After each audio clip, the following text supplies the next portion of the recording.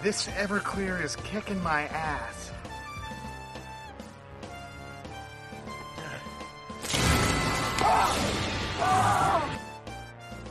Don't worry about my little errand, boy.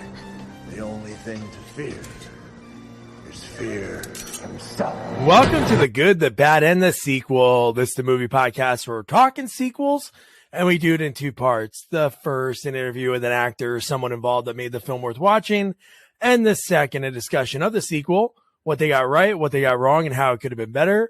Really hope you enjoyed last week's interview with Jason Voorhees himself, stuntman, stand-in. Man, he was even a gun spinner on Stay Tuned. I'm talking about Ken Kiersinger. Such a great chat. If you haven't heard that yet, you're going to have to wait until after this to go check that out. And before, this is a very special moment. This is our 73rd review, but more importantly, it's our 200th episode.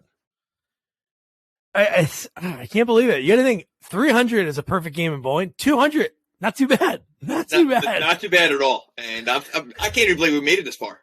Like I didn't think we were going to get past 10. Well, we did, and that is the voice of my partner in the sequel watching journey, Jamie Riccardi. Jamie, how you doing, man? I'm doing awesome. A little cold here, but I'm doing good. How are you doing?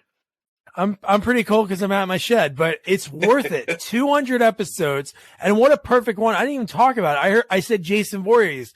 Sure, whoever's listening to this is our big Friday the 13th fans, but we're talking about Freddy versus Jason.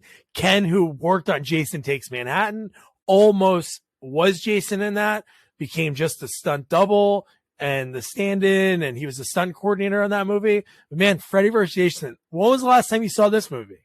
A long time ago. I mean, and I've said this many times, I'm not a horror fan, but I did see every Nightmare on Elm Street and Friday the 13th. Like, those are the only two horrors that I saw, and I saw them all. I'm more a Freddy fan than Jason fan. Okay. But in this movie, I almost like Jason more. Nice. Little yellow, but, pretty good. But, the movie's great, and I know it took 10 years from them to make it, I guess from the last movies, but is this a Nightmare on Elm Street movie, or is this a Friday the 13th movie? I think they split it because it's New Line at this point. New Line. So like we talked about when we did Jason Takes Manhattan, that was the movie that Rob Hedden, the director and writer, wanted to make Freddy vs. Jason. But you got to think, Jason came off the 7th movie that did good. But what did Nightmare on Elm Street come off the year before? The Dream Master, the highest grossing horror movie, of that time. It was the MTV of horror. So at that point, they were probably like a boxing fight. If Mayweather's fighting Joe Schmo, he's not going to give Joe Schmo the split of the purse. So that's probably why they couldn't do it then. And it took this long for it to actually come to fruition. Well, think about, this is like the Arnold and Stallone of horror movies, because it took until the Escape Plan for them to make a movie together, and that was insane. 30 years later, 20 years later. So no, this is iconic. I mean, but definitely a little different than I remember it. I do too. It's funny that, and we'll get into it, of course, but this was the first movie in my life that I remember on the internet being on like forums and chats and horror websites and reading like, oh, here's the script. Because it took this was like the 10th treatment for it to happen. So I remember in like 97 and 98 reading a script from my buddy Tom, and we were reading the script for the movie. And then it was like, oh, it's not going to get made. It's not going to get made. And then finally in 2003, still, it's so cool. I love about it. We'll get into it. But the fan servicing of it, like each side, if you're a Nightmare on Elm Street fan and that's all you can like it. Because they give just enough of a backstory. They don't give a ton. It's not like they're using like hidden things that, oh, you never saw the third Nightmare on Elm Street, you won't get this part. None of that. No. Listen, even if you've never seen the movies, you know the two characters, right? So they gave two great backstories that we've never seen before, and I think that was well done. I would love to be at the meeting though of like Team Jason versus Team, Freddy, like they're like, all right, listen, Freddy's got to get the last kill. Less kill. No, Jason is. Like, I wonder if there was like a battle back and forth to see who's gonna have more screen time. And the way the movie is, I almost feel like it's a Nightmare on Elm Street movie with Jason as the guest, because he seems to be leading the movie, but he's a very different Freddy than I remember. So yes. Okay. So I'm just gonna say that I did like the movie a lot, but I do have a couple things that I did not like. Well, the fact that they actually finally, like, they would like touch on the subject that Freddy was like killing kids, like little kids, and being creepy with kids. And then in that remake that they did with Kelly Leak from Bad News Bears, then that was like over the top, like showing the creepiness. But man, when they show him with the little kid in the room and the photos and all the photos, yeah. But we'll get I'll talk about some of the things that I didn't like. So I can't wait. And just so you guys know, after the episode, I was going to put out like a separate one, but after the episode, we'll talk a few minutes about 200 episodes and reminiscing just a little bit, nothing too crazy. So stay tuned after, and don't forget to subscribe, share, and follow us on all social media at Sequels Only. So I love the beginning of this movie. Like we talked about, New Line bought Friday the 13th for Jason Goes to Hell. That was like the one that they put out. And dude, I love the beginning. In fact, not the creepiness of Freddy, but him sharpening his claws, and he's Robert Englund. He's just Freddy Krueger himself. No, I agree. That was a great beginning. Because you never see him, as not Freddy. So that was very cool. What I did not like about the beginning, and this is a kind of start of what I didn't like about the movie, is the fact that I didn't like the Freddy narration. I think that was a little corny. I think that was a little corny because to me, it took away a little of the horror aspect, a little of the, just the creepiness of it. It made it almost like a silly, like, to me, they made this Freddy like the Stifler in American Wedding. Like where Stifler used to be cool. He was a jerk, but he was always cool in the first two movies. And then he became like the laughing stock of like the group. Freddy was like a dope. Like, it was just like, I don't know, like he was too goofy in this movie.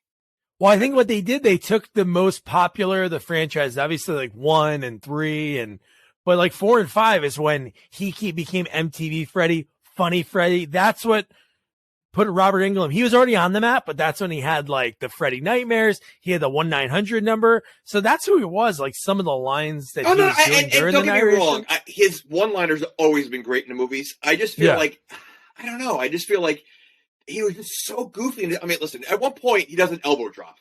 Okay. I mean, it was just so silly, but I mean, again, it's, I think, okay. And I'm going to say it now. One of the biggest gripes I have is I feel like first of all, I don't even know what the plot is of this movie.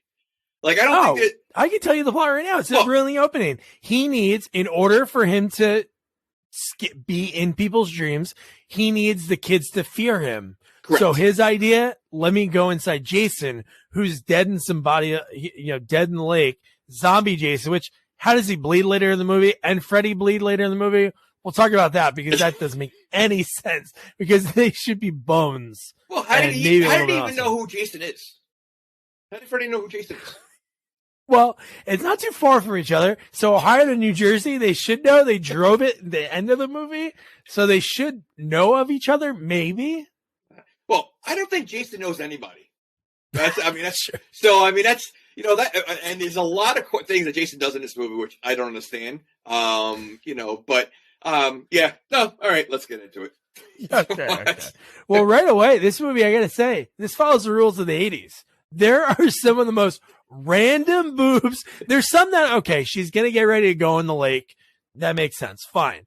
You see her boobs, she's gonna go skinny dipping. But later, sense. It's 12 o'clock at night. It's like midnight again. It's midnight swimming alone, naked.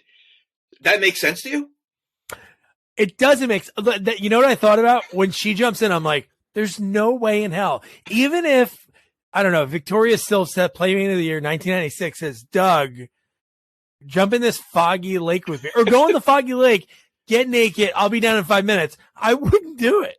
I don't like going into a lake when it's during the day. I'm afraid there's gonna be like snakes and things in there. They're going at midnight and like literally like she was alone. Like there was nobody around. She would not do that. And then what's the point of taking your clothes off? You're like, is naked swimming at night that much better than wearing a bikini? Like, is there a difference? If anybody listening has done regular full clothes swimming and naked swimming, let us know the difference at Sequels Only. Or if you're a doctor that deals with that, that'd be a pretty good job. Actually. And we may need proof. If that's,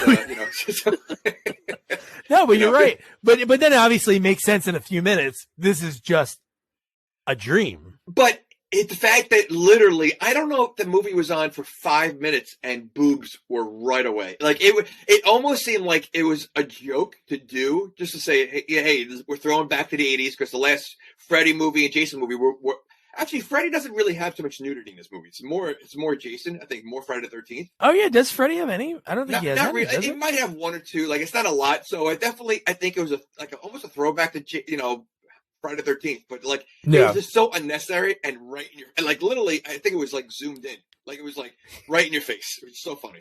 Now was that Jason's dream or was Jason dreaming and Freddy put that in the dream? Jason wasn't alive yet. Well, he was sort of alive. He was in some kind of comatose state or coma state. How did Freddy get him alive? Because he must have been in like a coma state. Oh. So he's I don't understand this whole Jason thing. So electrocution wakes him up, right? Mm-hmm. Water. Or how else does he get up? Like, what were the other ways? He was electrocuted twice. Well, he's electrocuted to get up in six.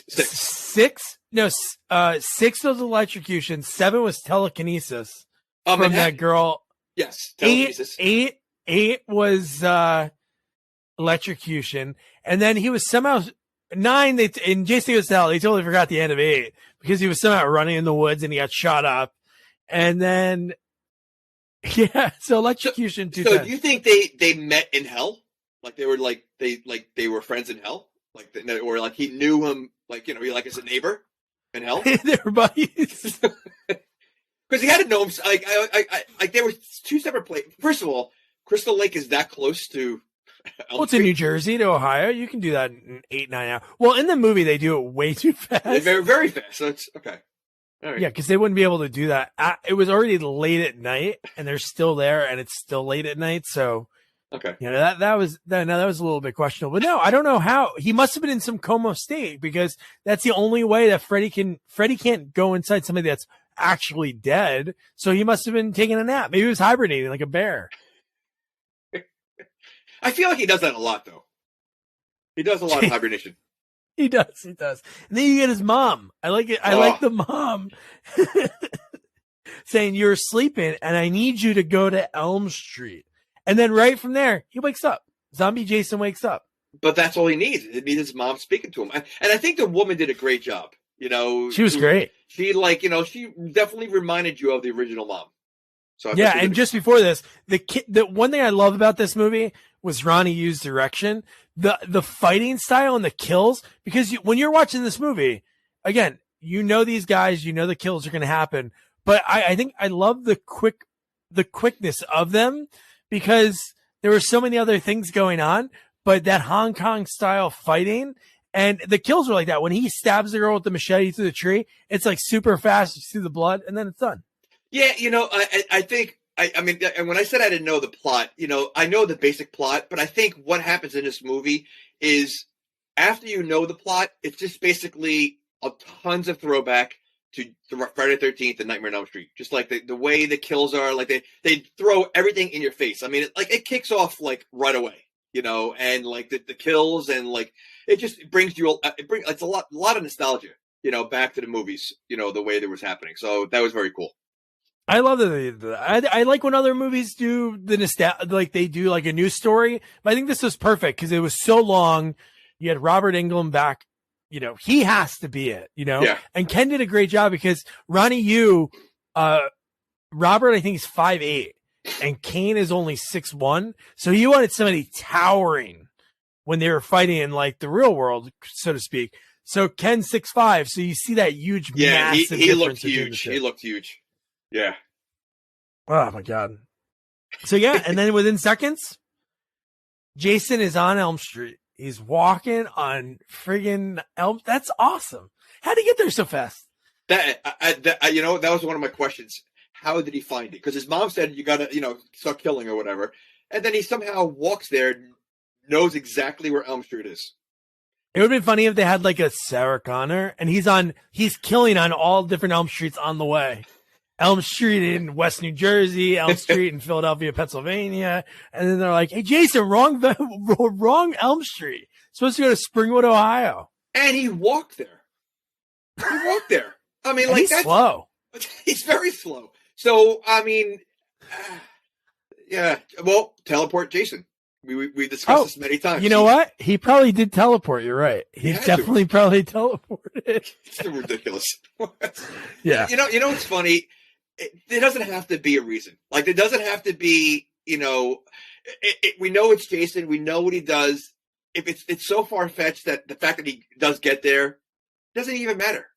I know. Like the fact that he's there, it's just, that's what's great about these movies. Like, you don't need to dissect it and figure out, how did he get there?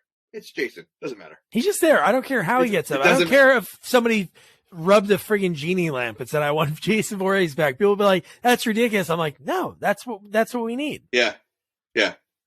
That's it. That's awesome. So then we get the main cast of the movie. We get Kelly Rowland, who is still, Destiny Child was still together at this time. She plays Kia.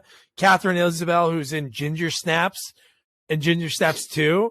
She plays Gib, and then Monica Keena, who's the star. And we'll talk about her as Lori. Did they purposely just make her shirt lower and lower throughout the movie? Was somebody taking a thread and moving it? Because the final scene of the movie, it is so low. And I'm like, I understand why the director would do that, for the, a horror movie. But I'm like, wow, that's a little, it's getting lower and lower. It was getting lower and lower. And she does a lot of screaming throughout the whole movie. I mean, she's even screaming at her father multiple times. And like, I wonder if she was if she's known as a horror scream queen, because she has that piercing scream that she does. After a while, I was like, all right, I can't take it anymore, because she does scream almost every other sentence is a scream. Yeah, I think this movie was pretty much out of the box when I looked at her IMDb. I feel like she was in totally opposite things of this. Oh, really? No, I think she does a pretty good job, because her character totally transforms. She's kind of weak, and her friends kind of bully her. But how about the first thing they're doing? They're playing Marry, Fuck, Kill with the Three Stooges. Both of them, both rounds that they play are the most bizarre. Is that what women do? You picture all right, when girls have sleepovers, they're having pillow fights. All right, which I don't think happens. So now, do they really play this game? And if they do, and I can see them playing this game, you're going to put the two most random three people, the Three Stooges? First of all, I don't even think they knew who the Three Stooges are. Well, the one didn't know which one was which one has the bad toupee? Yes. Oh, the one who wears the wig, yeah. And then the second one was, they threw Scooby in there. Yeah, Scooby, Shaggy, and Fred, yeah. Now, what if they said, have sex with Scooby? Which that would have been funny. If she didn't say that, I think she said kill Scooby, and marry Fred. But it's just so, there were two such weird games they were playing. That was some 65-year-old producer with a bunch of cash, like Sean Cunningham, who was one of the producers and created Friday the 13th. He's like, oh man, you know what the kids would love? Three Stooges. So stupid. And at first I thought the main girl was Brittany Murphy. She looked just like Brittany Murphy. She looks like her, yeah. Yeah, it wasn't. Then after a while, I was like, oh no, but I thought it looked just like her. Yeah, but they're playing that. I can't believe that they're doing that. I know. And then you have the douche boyfriend come in that's dating Gib, who is like that hot tomboy chick. And dude, the fact that they're setting the the friend up. They're setting up Lori with this guy, and he's not as big of the other guy's an asshole. He's just a douche. When he says, I really like the feng shui. Well, I don't even think they're setting up, like, they're forcing her on him. They like, were. That's so true. It wasn't even a setup, like, because she wanted no part of it, and she was forcing, like, come on. And the kid, he went over and sat next to her. Well, it was just weird. First of all, she looked over at him, and he's like scratching his balls. That was the first impression, So yeah, Kia was like, "How long has it been since you kissed Will?" And she's like, "Oh, how long has it been since you've been with a guy?" And she was like, "Will." And it's like, "Well, why haven't you?" And be like, "Oh, maybe because my mom died." And she's like, "Come on, he's cute." It's like, Jesus, this is like it's a special moment for her. She wants it to be special. And it's this guy that, like you said, scratching his balls. He pulls out a flask and puts his arm around almost both of them. Okay, so they're going to like a sort of like not a house party, but they're hanging out. Who brings a flask? Who? I mean, like, I would say bring a flask to a football game or something, But you're going to someone's house. You're not going to bring a bottle of vodka or whatever whiskey or whatever you're drinking. Like, you're going to bring a flask. They look like loser alcoholics. They're not in high school anymore. I'm guessing they're probably like in their mid-20s because they're down. The guy that is dating Gib is not in high school. I don't think any of them look like they're in high school.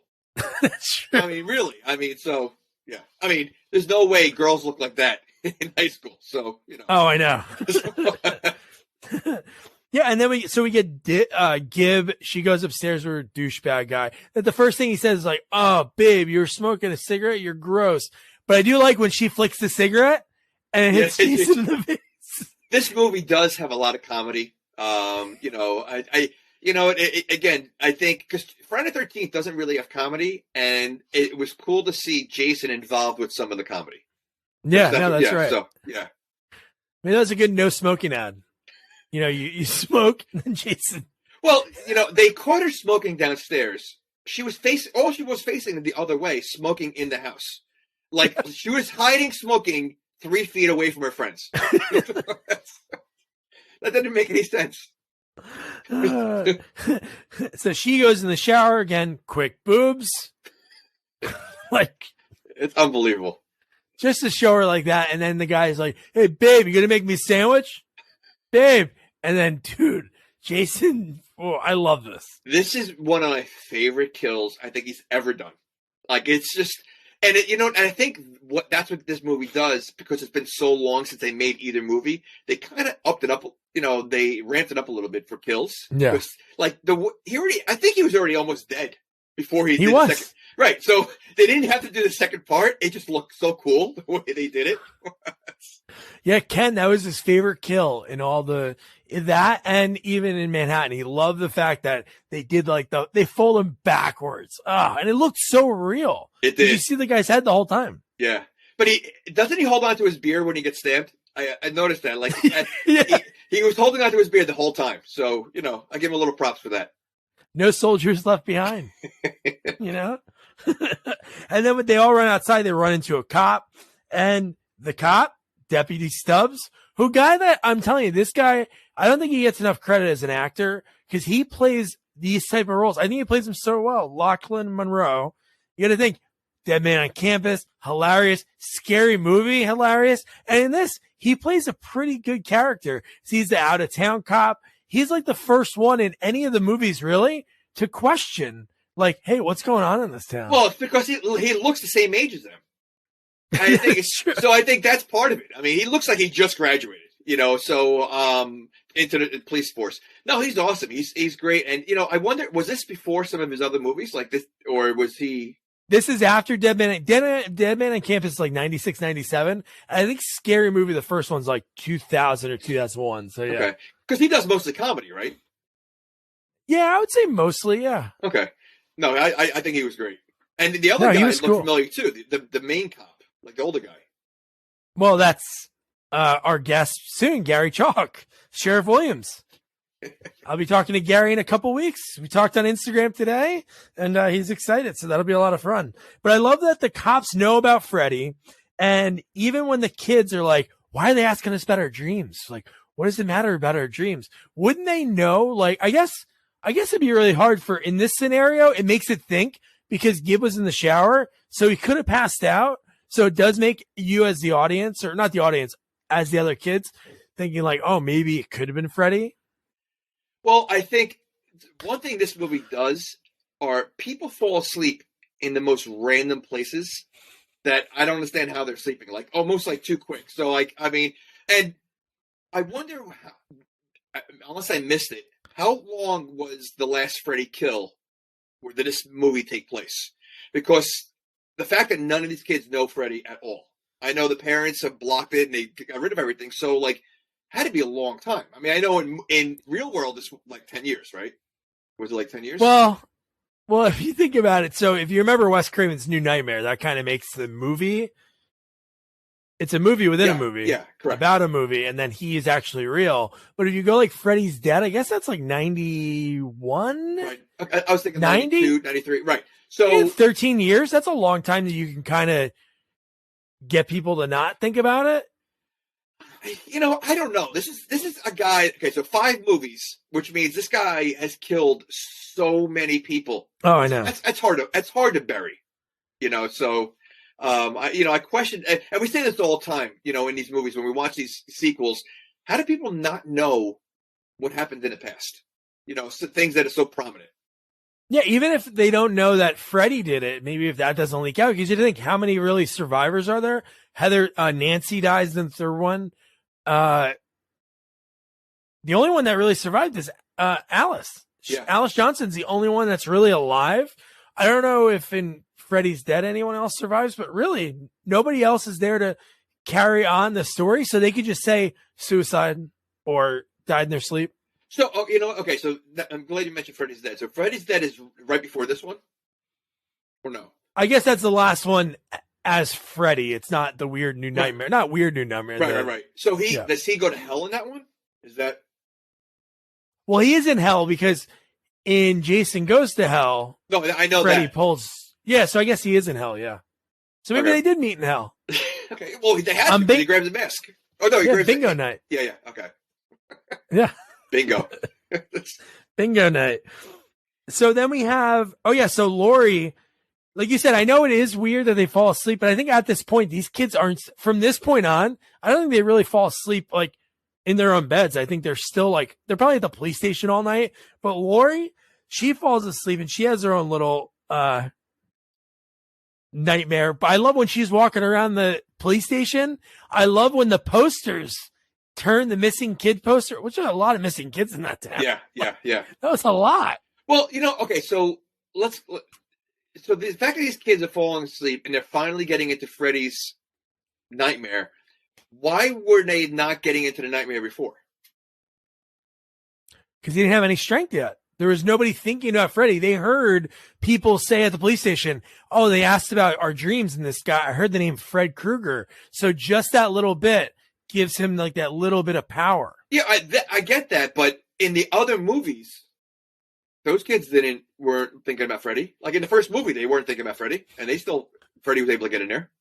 No, they did know about Fred Krueger because Nancy in the first movie, I'm trying to think how it started. There was something that he was mentioned, and then he got, I guess the first kill to, I can't think of her name, Amanda, Fast Times at Ridgemont High. I can't think of her name, but she's in a ton of stuff. But that first kill, I don't remember. I'm sure Chris Egan will text me about this. But no, I forgot if that first kill, if there was some inkling before about Fred Krueger, if there was like a story that was told about it. I know later in the movie there's more about it. But Right. Okay. All right. But yeah, the police station dream is, I mean, those posters are very cool. The way they did dude, that. and then the girl's bleeding from her eyes, and she's thinking that she's out of the dream, and then she has to go, and then she goes to, and then we forget because earlier she lives in Freddy's old house, so she goes to 1428 Elm Street, and the little kids are doing the one. Who would buy that house? Who would buy that house? It must be free at this point, right? Who would buy as parents? Because obviously the parents knew, or the mom knew, or the dad knew. Why would they buy that house? Like, having one murder, if I'm looking for a house and I find out there's a murder in the house, I don't think I'm buying that house, let alone multiple murders. Well, let's not even talk about the person that buying it, because you might be from out of town. wouldn't the neighbors be good? Wouldn't that be the greatest neighborly thing? As soon as the real estate agent goes in the back, they're like, "Oh, you got to see the pool," and it's like, "Hey guys, I got to tell you, this house, people die in this house." Yeah. I got news. And then the real estate agent shouts in the back, "Yeah, people are dying to get a deal. Check out this in-ground pool." Dude, if I'm a neighbor, I'm not living there anymore. I mean, oh, that's true. Think about it. Like, why did they say? Like, I want, like, I don't know. Bad parenting. Always bad parenting. Always bad parenting. And then the neighbor, as soon as the real estate agent like walks into the room, he's like, "Hey, there's a guy who used to live here who used to slash. What'd you say? Were you going to slash the price? Or you slash the price?" That'd be like a curb kind of thing. That would be good. Yeah. So, back to the girl with the eyes. Now that girl was very young. She looked like she was like 9. Yeah. Doesn't it kind of mess with her? Like, I mean, she did an incredible job. I mean, like the way, like her dialogue that she has while her eyes are closed, that looked like it was like sewn shut or whatever, like was going on. I mean, extremely creepy. But wouldn't that mess with her? Like as a child, like I mean, like that's not gonna give her nightmares. Like, well, maybe not. Maybe they're like, "Oh, it's just raspberry or it's jelly." Or well, I wonder if because since you can't see what she looks like, I wonder if they told her, "No, you're in the forest with a bunch of animals, and it's like she doesn't realize where she is." Yeah. And I love that she's so in like trance looking at the girls jump rope, and then Freddy just goes, "Boo!" He just pops up.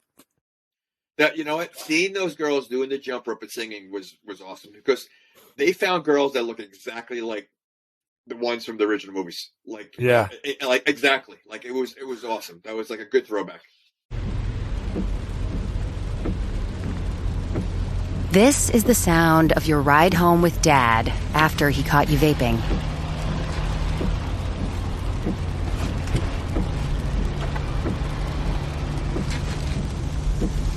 Awkward, isn't it? Most vapes contain seriously addictive levels of nicotine and disappointment. Know the real cost of vapes. Brought to you by the FDA. That perfect nostalgia. And then we cut to the drunk bro, his buddy Blake, who we don't know what happened, right? We only Gibbs screamed and saw the body, but I'm sure everybody went up to double check, right? So, or maybe at least he ran in the room, right? To see like, oh my God, my buddy got killed this way. Didn't he go to school the next day? Yeah. Okay. So first of all, how the hell do you go to school the day after witnessing the most horrific murder you possibly could see?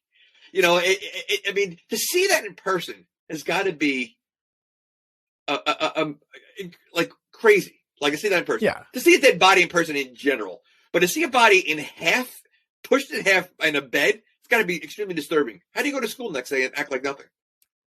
It's traumatizing. I think she even says like, "Dad, I just want to be normal for the day," or something like that. It's like, I could not, my freaking hamster died when I was like in 3rd grade. I took like 2 days off. I couldn't deal with it. They saw this horrific murder. And they're all hanging around like, hey, they're talking like, so weird. I would not be able to go to school. I'm surprised they didn't close the school down. Like, I mean, that's something they should have. That's crazy. So, or other movies, they usually offer counseling, unless he's not from the town and he's 30 and he graduated 12 years ago. They're like, oh, whatever. He was asking for it. It's bound to happen. No, my question is, Blake it was his friend. Yep. He went upstairs, probably saw the body. So how does he have the balls in the next scene to say, dude, I'm going to kill that I heard him say, Freddy, I'm going to kill him myself. I'm going to find him and I'm going to smash his head in. Well, he seems like that guy that at every party, he wants to try to fight somebody, but gets his ass kicked every single time. Yeah. That's what he seems like. So, everybody knows that one guy, we might have worked with them at True Green. We might have worked with them, yes. No, but then you get Freddy, and then he's on his porch thinking about like killing Freddy. He nods off, and then Freddy's trying to kill him with his shadow. Before, is that before or after he has that argument with his dad? Well, that is right after he argues with his dad, then he falls asleep. But the way he talked to his dad, what he like? I forget what he said, but like something like "give me an effing breaker," or like he just like I forget what he said. Like, oh, ridiculous.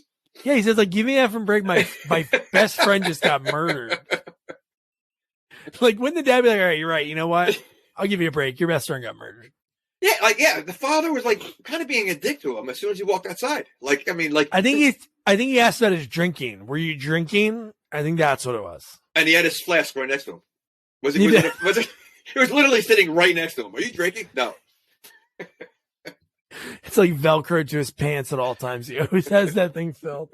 But no, and then Freddy's trying to kill him with the shadows in the street. He's running around, and then I love Freddy is like, oh, I'm not strong enough. I'll let Jason have this one. So he breaks that barrier a few times because he looks like he looks in the camera and he's like talking to the audience. Like, I mean, that's like, again, they make this movie. They made this movie fun. I think that's what it is. Like, like they just made it fun. And the fact that Freddy's talking to the audience, I think is hysterical. Like, it's just so ridiculous. The exact line is, I'll let Jason have some fun. And then the kid wakes up and he's like kind of scared because that's when Freddy like slash at him. And then that's when the kid wakes up and then he looks over at his dad. And then he's like, Dad, as dad's head falls off. Yeah. The dad was like staring at it. Yeah, that was awesome. Yeah. And then he gets up.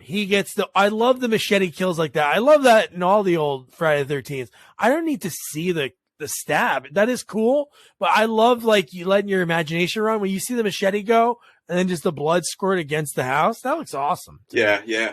Well, speaking of this, I think Freddy kills only one person in this movie. I think he gets shafted a little bit.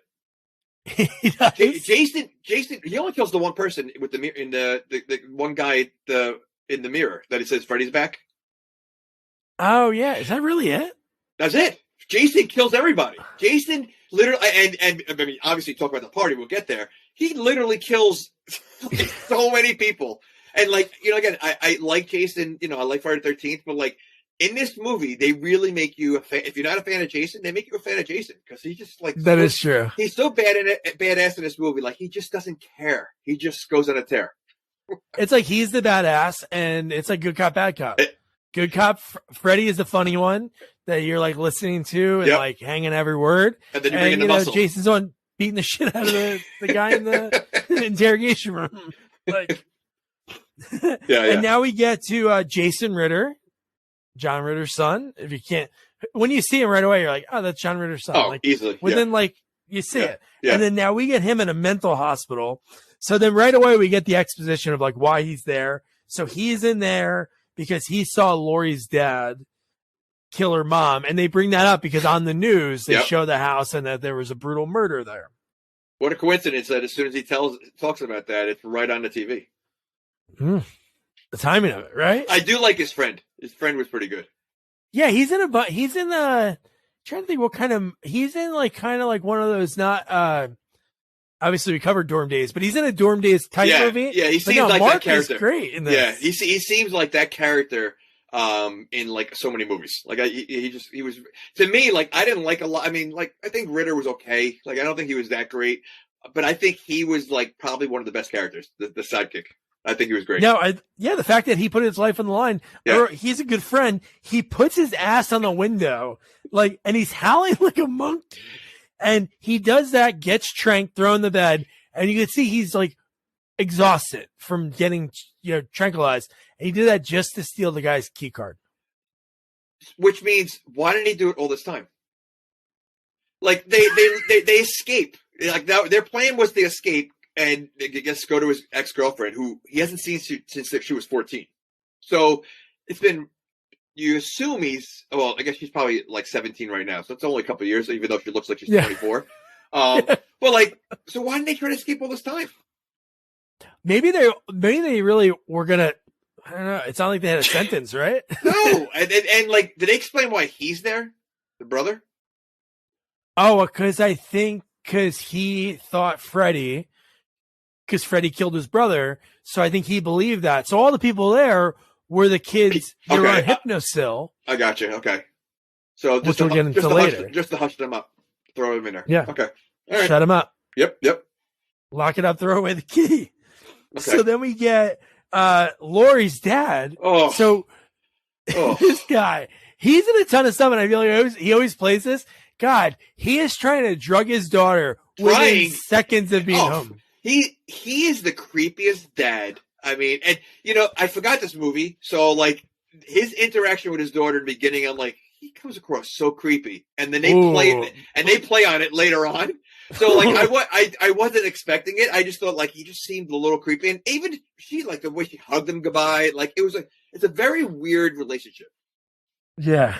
Oh, but God. What a creep. I mean, And then we get Sheriff Williams, future guest Gary Chalk, talking to Laurie's dad.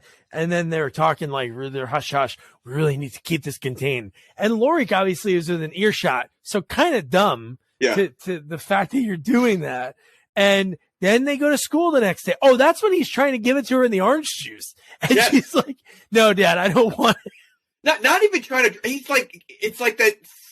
We see it in movies all the time when they're taking the stuff right out of the capsule. Like, it's like really like trying to poison his daughter to like, I guess but is that to put her to sleep? Is that what he's trying to do? Well, he's trying to make it so she doesn't dream. Hypno still basically makes it so you can't dream anymore. Like in the other movies, like Nancy gets drugged by her mom, but that's just regular sleeping pills. So she is going to dream. And but she's going to school. So why is he giving it to her now? He doesn't want her to go to school. That's when he probably thought she was going to stay home, but then that's when she's like, no, Dad, I just want it to be normal. I need to be with my friends. Okay, so that pill, though, puts you to sleep, but doesn't give you dreams. So it's a sleeping pill that doesn't make you dream.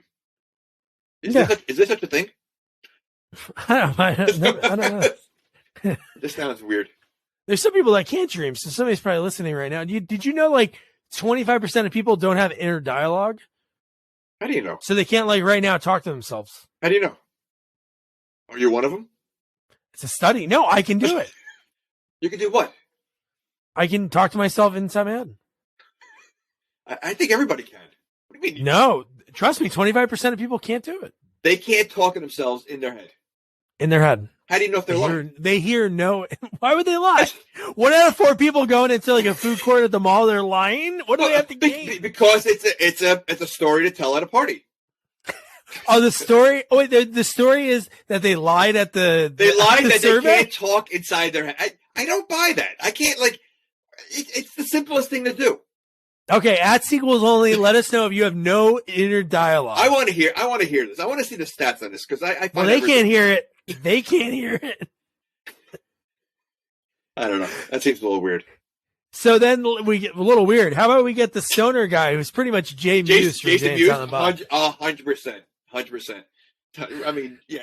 I don't think he could have gotten any more Jay Mewes than he was. I think he could have played a stunt double. That's how Jason Mewes he was. I mean, from personality to looks. I mean, who would you say is he more Jay Mewes or is the frat bro more Billy Bob? Because he even has the same jersey. He wears number 69, which Billy Bob wears in Varsity Blues. Yeah, you know what? You're right. He did look like him too. And he's a half. Well, still having to say this, he's half the size of Billy Bob.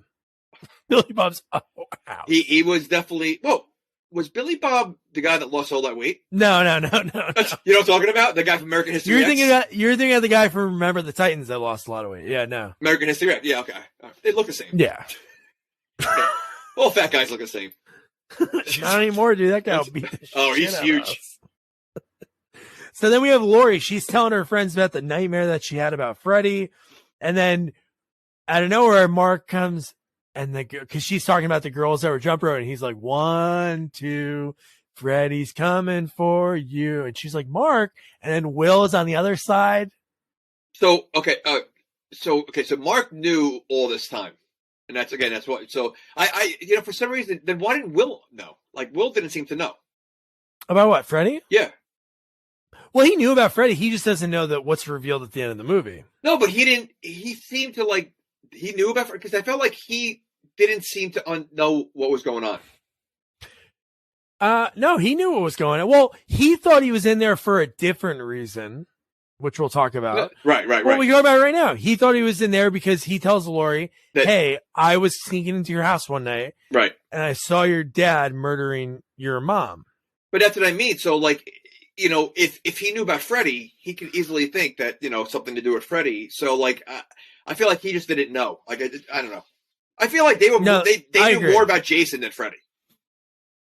Yeah, well, Mark knew a lot about Freddy because that's how his brother died. Like the suicide, he knew that it wasn't because my brother would never do that. Right. Okay. And by the way, do you know who his brother was? Yeah, the Farkas from A Christmas Story. Yeah, unbelievable. And the brother on Titus. Titus was a great show. He was good in that. Yeah. And then Lori passes out after she sees Will. So I guess he doesn't tell her everything. But freaking cameo, the Mr. Cameo, Bob Shea, he makes sure he's in every every Nightmare on Elm Street. It's so funny. Yeah. It really is. No.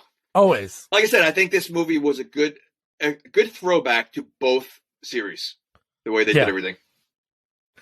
I like Kia's first. So then they're at the nurse's office. Right away, the nurse is a total bitch. Like, so I don't know when Kia really falls asleep. Like, when do we get to the dream? Because the lady was shushing her the whole time. She, like I said, like the kids fall asleep so fast in this movie. Like, there was no time. Like she was literally having a conversation. 2 seconds later, she's thinking about Freddy. Like, so it was just weird how fast that happened. I love the magazine was just like normal, like lines showing plastic surgery, and then page, then blood. Open. I'm like, whoa. And then freaking Freddy says, I got your nose. Well, first she talks about getting a nose job. She asked the lady and she shushes her again. Right. So that's why Freddy did the nose thing. But so Freddy still doesn't have his powers yet? He doesn't yet. No, he doesn't have enough yet. But because he did take her nose off in his land. So I would assume she should have had like cuts when she woke up. Well, she did grab her nose and she did feel something. So I guess maybe it's like a stamina bar in a video game. He doesn't have enough to go against the boss. She grabbed her nose because she wanted to make sure it was still there. I don't think she. Yeah. So like, I feel like, you know, when he did the shadow, there was nothing because he had nothing. Yeah. He was literally with her and cut her nose off. You saw her nose come off. So I would have thought that she would have came like with little blood or something, like something. Yeah, there should have been something like a nosebleed. I guess that could have been something if she like grabbed like a tissue to show that, hey, how did this happen? And then that could have been good to make you think like, hey, he's getting closer. Right. To, you know, entering or be able to like harm people in their dreams. Gotcha. And then this is where you really figure out like how deep it is when Will and Mark, because obviously we know when they're talking about it at the mental hospital, but when they go to the Springwood Library and they're looking at all the records and everything is redacted in black, like no names, his brother's suicide is just like nothing. There's nothing there. Why would they even leave it in there at that point? I don't know. Like, you know, really they blacked it out with like a marker. You know, it looked like it was a marker, like they highlighted it in black. Like at that point, how about just take it out of the library and no one could find it? Like it's like somebody's trying to read it. It's like today's news: the man house dead. Or it's like they couldn't have made it any more obvious that they're hiding something. Like, you know, I mean, like it's literally right in your face. You know, again, that was so dumb because they easily could have left the books out and they would never have found anything. Yeah, or just burn them. Like they should have burnt the library down. You could throw it in the garbage. You had to burn it. Well, because then there's a real excuse to it. Instead of saying like they could have been like, "Oh, the library burned down 7 years ago," and they're like, "Ah." So you're saying to get rid of 2 books to burn down the whole library? Yeah, to cover it up. You want to be in. You got to be in. That seems very extreme and extremely violent.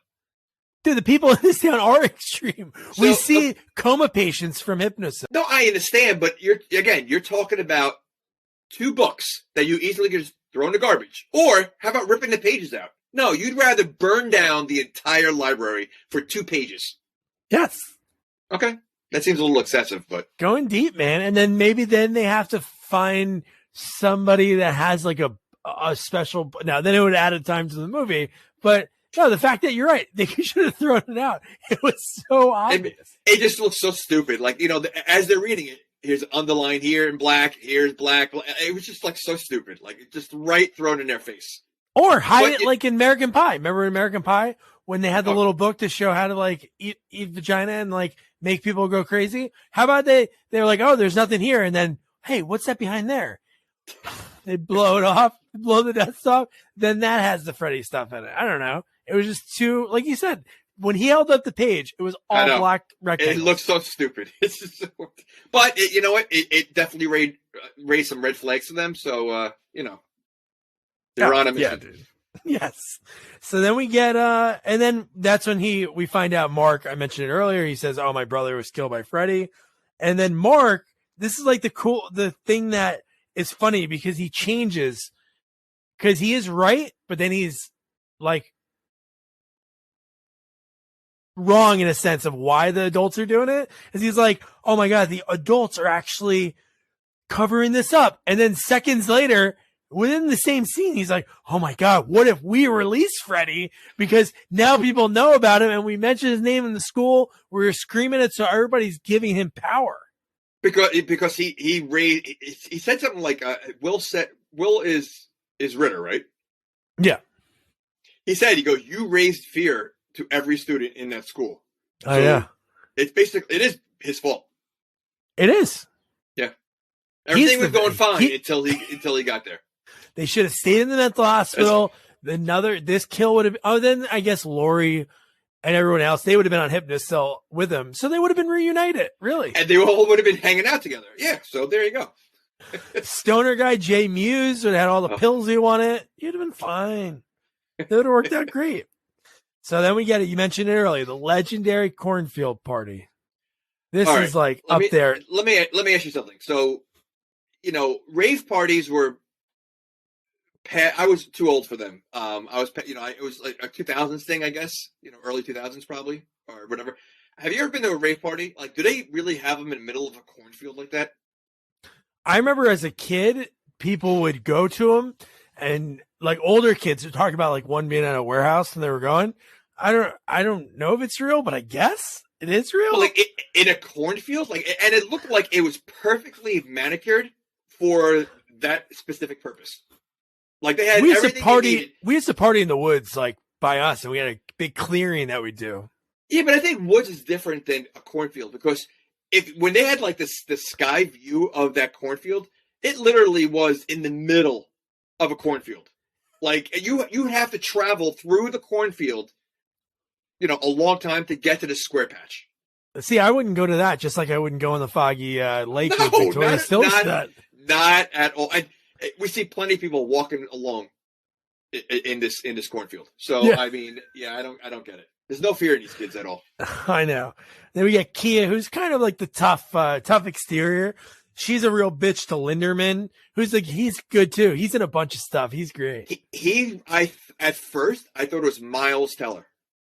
Sort of looks like him. He looks just, and it's funny. I Googled both their names and like together, and plenty of people said like they were separated at birth. Like you look at them side by side, they look exactly the same. They really do. Look at that, Dermot Mulrooney and Dylan McDermott situation. You also have the Thandie Newton and who's the other one from? There's two of them. One from I don't know. You've seen them. You see the one from forget it. Come on. So Linderman obviously has a crush on Lori. And then you get Kia, who's a huge bitch to him. Will shows up. So she really just no matter what, wants Lori to have sex. Like that's her mission. And she's thinking the guy who escaped the mental institution is the better chance than Linderman, the virgin. So she's like, "Come on, Linderman, let's dance." I don't know if I would. 10 seconds later, she was ripping him apart.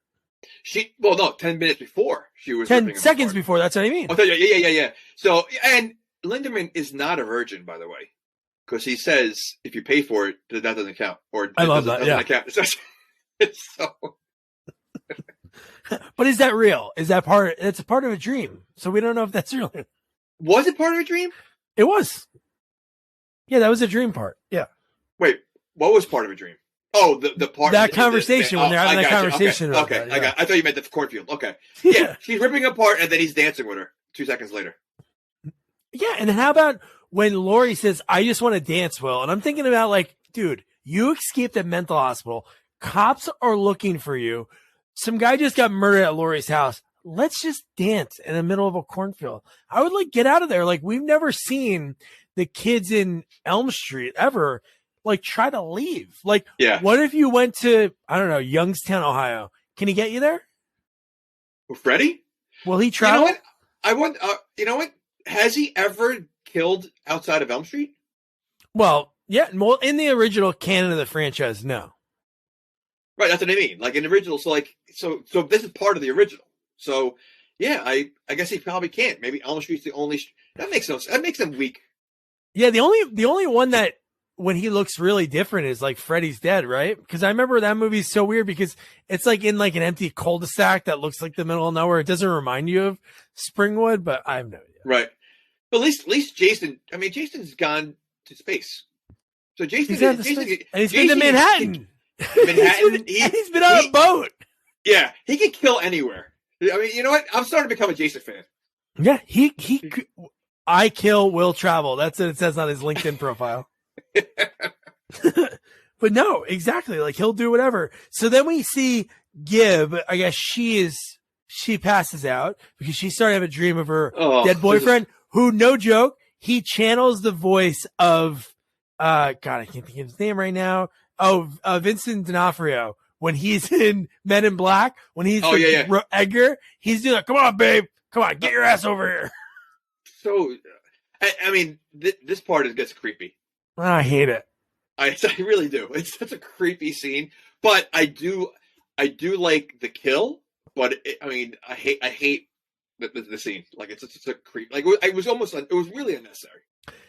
Yeah, no, it definitely was. It was good that the way it ends, but I do like the first time you see Freddy because she travels into a silo barn thing, a boiler room that's on the cornfield property. And just the first time, like in the intro, that line when he says, the only thing to fear is fear himself. And he points to himself. That was awesome. Yeah. Yeah. Well, this is now you're like, all right, seems like Freddy's back and he's going to get his first kill. And his reaction to this is amazing. Like I loved it, and that I think that like from here on, I think Freddy was just very funny. Just like he's just like so tired of Jason. Like I thought it was great.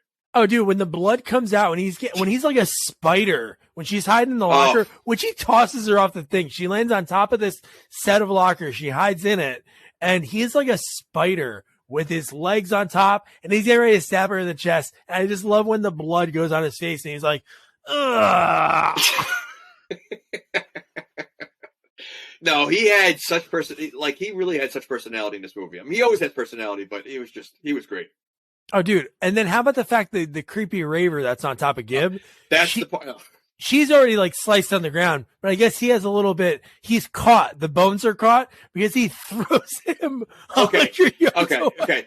100 yards. He might have thrown him to space. The way he threw him, and he threw him from the machete. Like, so he didn't even pick him up. Has Jason ever done anything like that? Has Jason ever thrown anybody like that before? No, not that far. I mean, no.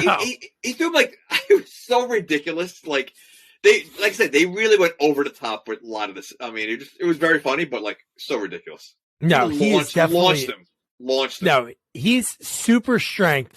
Even with some of the kills, like what he's able to do in this movie. No, he's insane. I can see him throwing across the room, which he does a lot in this movie. You know, he tosses people against walls. But he launches. It's like it's a space. Like it was the most ridiculous thing ever. Ah, dude. And then here's my favorite like intro to the movie. I couldn't do the entire scene, but when Freddy walks up on top of these, on top of the frat bro, talking to his buddy. This Everclear is kicking my ass. He looked like James Vanderbeek. Yeah.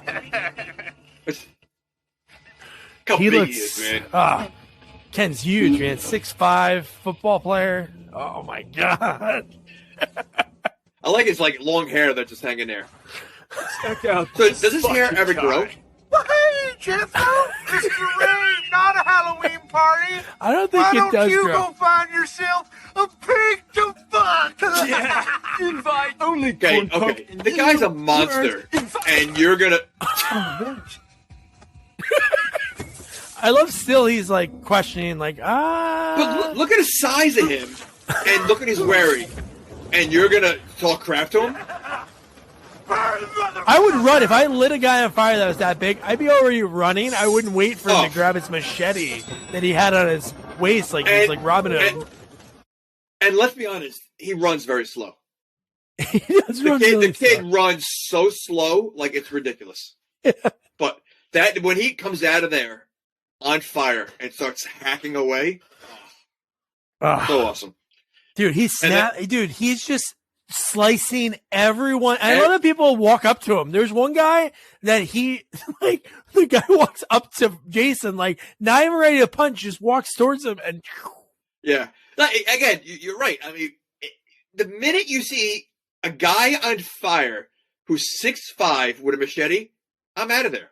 I'm not waiting around. I'm not going to try to take him. I'm out of there. Like these people don't. And I don't know how cornfields are, but wouldn't like the whole cornfield start catching on fire? I guess it wouldn't because it's wet. Like it's not dry. I would think it. If it's dried corn. Well, I'm saying it's wet. It's like if I lit grass on fire, right? Like on a non-dry day. It'd be fine. But the cornfield was all yellow. It looked like it was like it looked like it was could have burned up pretty fast. It was burning corn. Is that what you're saying? It could make a little popcorn. A little popcorn. But like I said earlier, when he gets the cigarette flicked on his face, that's like no smoking. This would have been the perfect beer ad because he hits the one guy, machete goes through into a keg, and it basically stops the flames on his body. That could have been that could have been a Coors Light ad.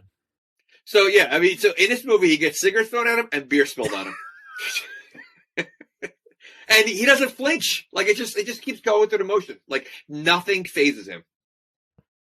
He's that drunk buddy.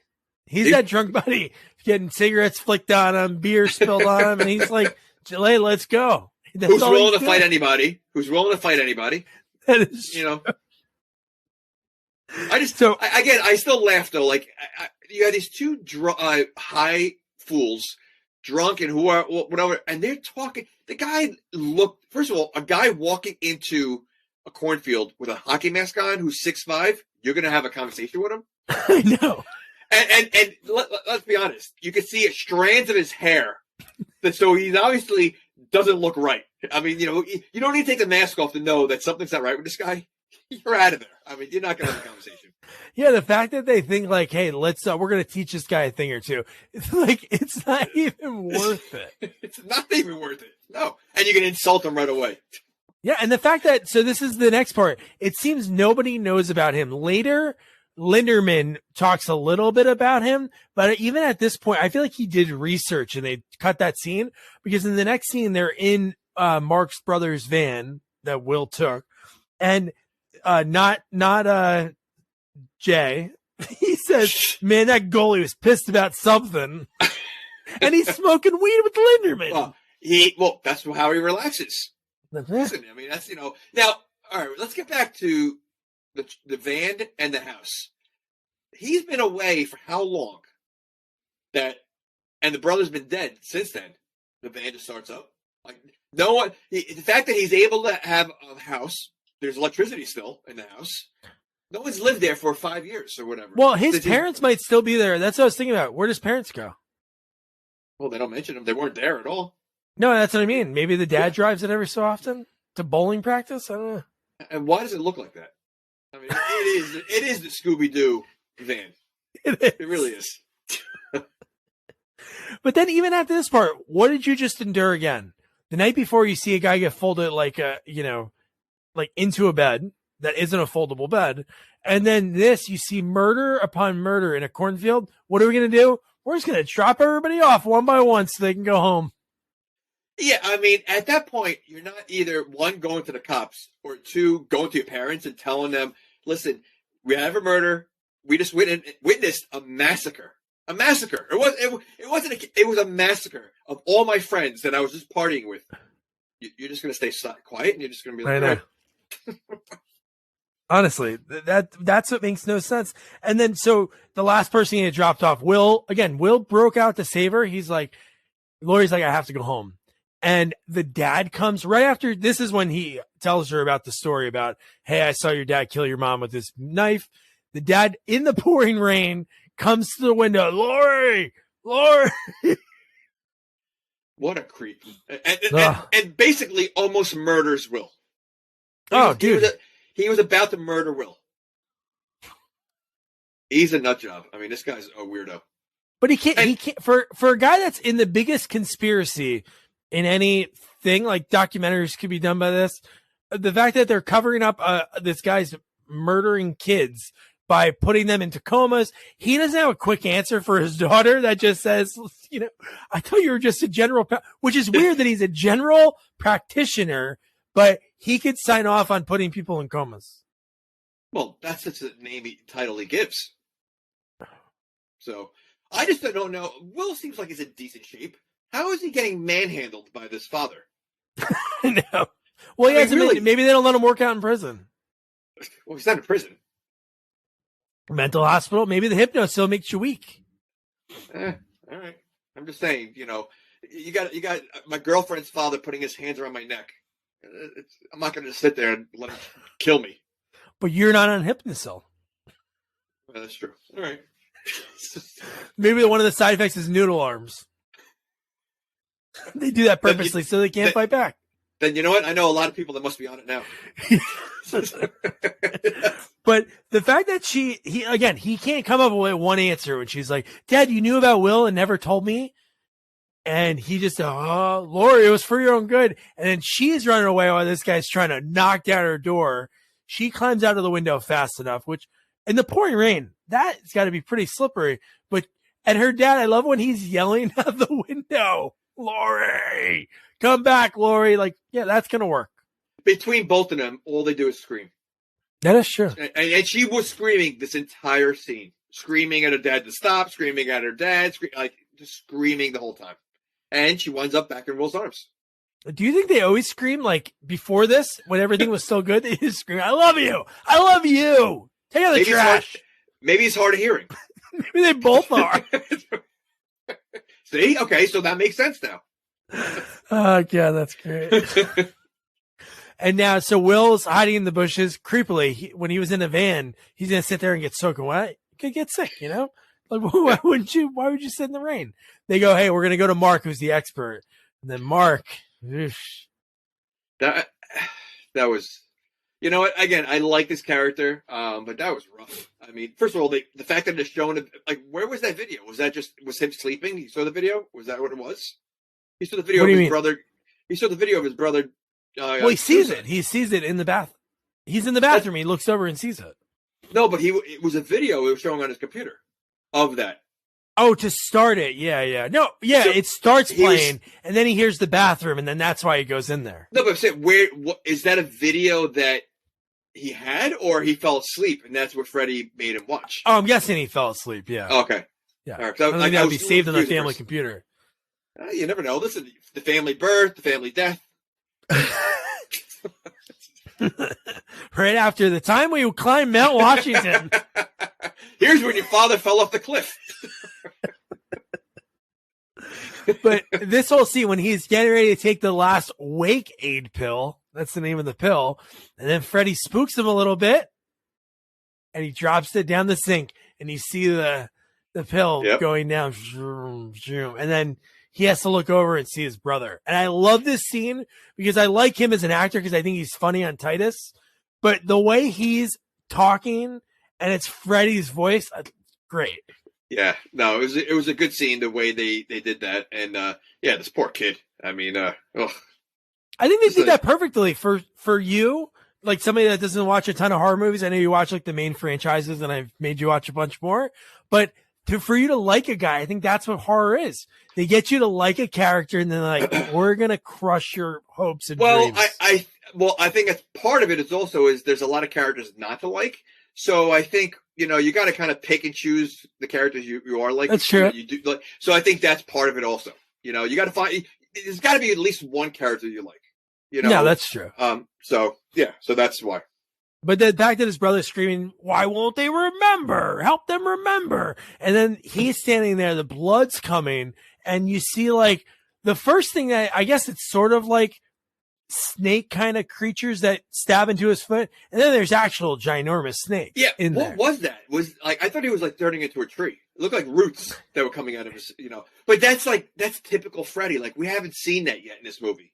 Like that's in every movie he does something like that. Like I love in the beginning when Robert Englund was giving some flashbacks of like some of the old movies. Oh yeah, show them the marionette puppet.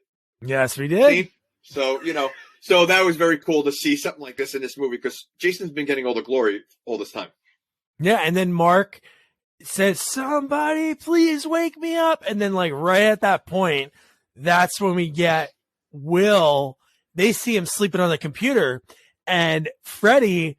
At the same time, when Will and Laurie are looking at him, he's in the dream world. And he's like, "I need you to tell them." And he's like, "No." And he's like, "I guess I'll have to tell it myself." And dude, when he rips his shirt and it says Freddy's back in burns on his back. Ah.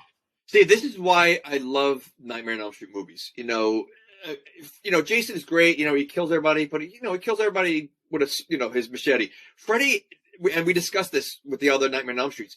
So creative in all like his kills. Every kill is different. Like there's never one kill that is exactly the same. It's so creative, and that's the one thing about this movie was missing. We have a lot of the machete kills. Like I said, this is the only kill that Freddy gets. I would have liked to see maybe one or two more. Crazy. It is because I feel like it is a Nightmare on Elm Street movie. I feel like because it's all about him getting his power. It's all about Freddy. Yeah, it's true. So, like, I'm surprised that they didn't give him like another one or two kills, before. No, I know so. That is pretty crazy when you really think about it. So then we get Sheriff Williams. We find out he's actually covering it up. He's talking to like another deputy, and Stubbs is the one I was wrong before. He's the one who mentions, "Hey, this looks like Jason Voorhees, the Camp Crystal Lake killer." So he knew. He's willing to. Well, he's older too. So that's right. I mean, he's older than them, so he should know. No, he should know, but it seems like everyone else in the town is kind of like not thinking. Sheriff Williams doesn't think it's him, or pretending they don't know. To look at. But when they want to pretend that it's Jason rather than Freddy, because Freddy is what they're trying to cover up. So, I guess, but you know what? Is he willing to put his career, in jeopardy? Because you're out of town. You're an out of towner. You're new around here. It's like, where's he from? Maybe he's from New Jersey. Maybe he like knows it, or somewhere had newspapers. I'm sure it made the back page of the front page of USA Today. Like, Crystal Lake killer, kids turn up dead. Again, these are the things that everybody should know. Yes, it's just so ridiculous. But now the rest of the movie, he's helping these kids with Freddy and Jason, like, doing illegal stuff. Like, he's throwing his whole career away. He's a new cop, and he's throwing his career away. Cares about the kids, man. Okay. Cares. He shows up. Or is he trying to get the glory of, like, putting Freddy or Jason down? Oh, I guess a little bit of both. You get a couple book deals, maybe a TV series. Well, as long as you don't put the book in the library that you're going to burn down. That's true. Don't put it in that library. Don't put it in that one. So then we get, all the kids are hanging out, and he pops in and he does a Scooby-Doo reference. He says, maybe it's a Scooby-Doo van, the Mystery Machine. With that, I want to say that they did that purposely. Yes. It fits. And the stoner Jay Mewes is Shaggy. He's Shaggy-ish. Oh, totally. So, it worked out perfectly. So then this is the first time I wrote, I know it's been like this the whole time, but were Laurie's boobs always out like this? Because here, this is where, that's when she kind of nods out, and everybody's sitting at the table like, you know what? We should just sacrifice somebody to Freddy. And it's like, oh, well, how about a virgin? And then that's when the kid says that line. So did he really lose it like that? I'm thinking, well, that's true. I'm going to say no. He doesn't seem the type that would get, pay for it. So I'm going to say he's still a virgin. But, I noticed that also, like, she didn't seem this big in the beginning of the movie. So maybe she had, like, some kind of surgery done in the middle of filming. I don't know. Just the fact that they kept, like, it was because like they kept showing more and more. They kept showing more and more as the movie went on. Yeah, it's kind of odd. I'm not saying, like, it's not a good thing, but it was just kind of odd. But then the fact that when you get her dad show up, that's her dad's like, yeah, Lori's a virgin. And he goes, give Daddy a kiss. How grossed out do you think she was filming that scene? Well, grossed out no matter what, but I guess because their arguing relationship made me feel like they were really father and daughter that had this thing, so it made it even weirder. That's what I mean. Well, I mean, I'm talking about grossed out as an actress, though. Having to kiss that old ugly guy. I mean, you know, like, again, she has to be 22, 20. He looks like he's in his 60s. So, like, how gross is that? I mean, it's that alone, but then the fact that you're playing father and daughter, just, such a creepy scene. I hope that guy wasn't creepy. I hope he was really like, all right, let's get this done in one take and not like, oh, wait, I think we need to do it again. You know what? I could see him doing that. Can you imagine? He's purposely like, wait a minute. Oh, you didn't want me to put my arms in the air? Okay, I guess we can do it again. Oh, you wouldn't do that? No, that'd be creepy. I'm not. And then Freddy makes it like the dad kissing his daughter is creepy, but Freddy again, very creepy. He says, "Your face says no, but my tongue says yes, yes." What is it with Freddy and his tongue? Because I feel like his creepy tongue comes out in every movie, whether it's through the phone, whether it's like he's always like flapping his tongue up and down, like with girls, like he's always using his tongue. I guess for like a man, that's the only sexual thing you can show on camera, right? It's not like Freddy's gonna put his penis through the phone or anything. That would be a different movie. Right in her ear. Penis Krueger. Penis Krueger. Phallic Krueger. So then the whole gang, the Stubbs and the Scooby and the gang, they break into Weston Hills. They're trying to figure out what Hypnocil does. So they seem to be able to break in a lot easier than breaking out. That is true. They were like, there's no security there. There's no there was one security guard, but outside of that, there's no cameras. Like they were able to not only break in, like no alarm going off or anything, not realizing that someone's entering late at night, with the key card, whatever. That's obviously stolen. Why would the key card work anymore after they find that the guy finds that his key card's stolen? Like they would have. Yeah, it's not like the guy would be like, "Oh, you know what? I probably just left it in my car." Yeah, they right. They give him, they erase it. A new one. Yeah, correct. So and then the fact that they have access to any place in that hospital, and there has to be more than one security guard, and you got to think the other patients. If Mark in the beginning of the movie is able to get out of his room, get into the common area where the TV is, and put his ass on the window, sure, other people are in that. Easily. And if, as crazy as Mark was, he was playing crazy purposely. There's crazier people there. Yeah. So okay.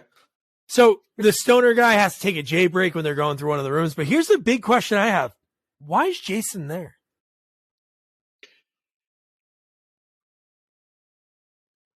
I don't know. And how did he get there? Like, how did he know those kids are going to be there? Like he travels all over in this movie.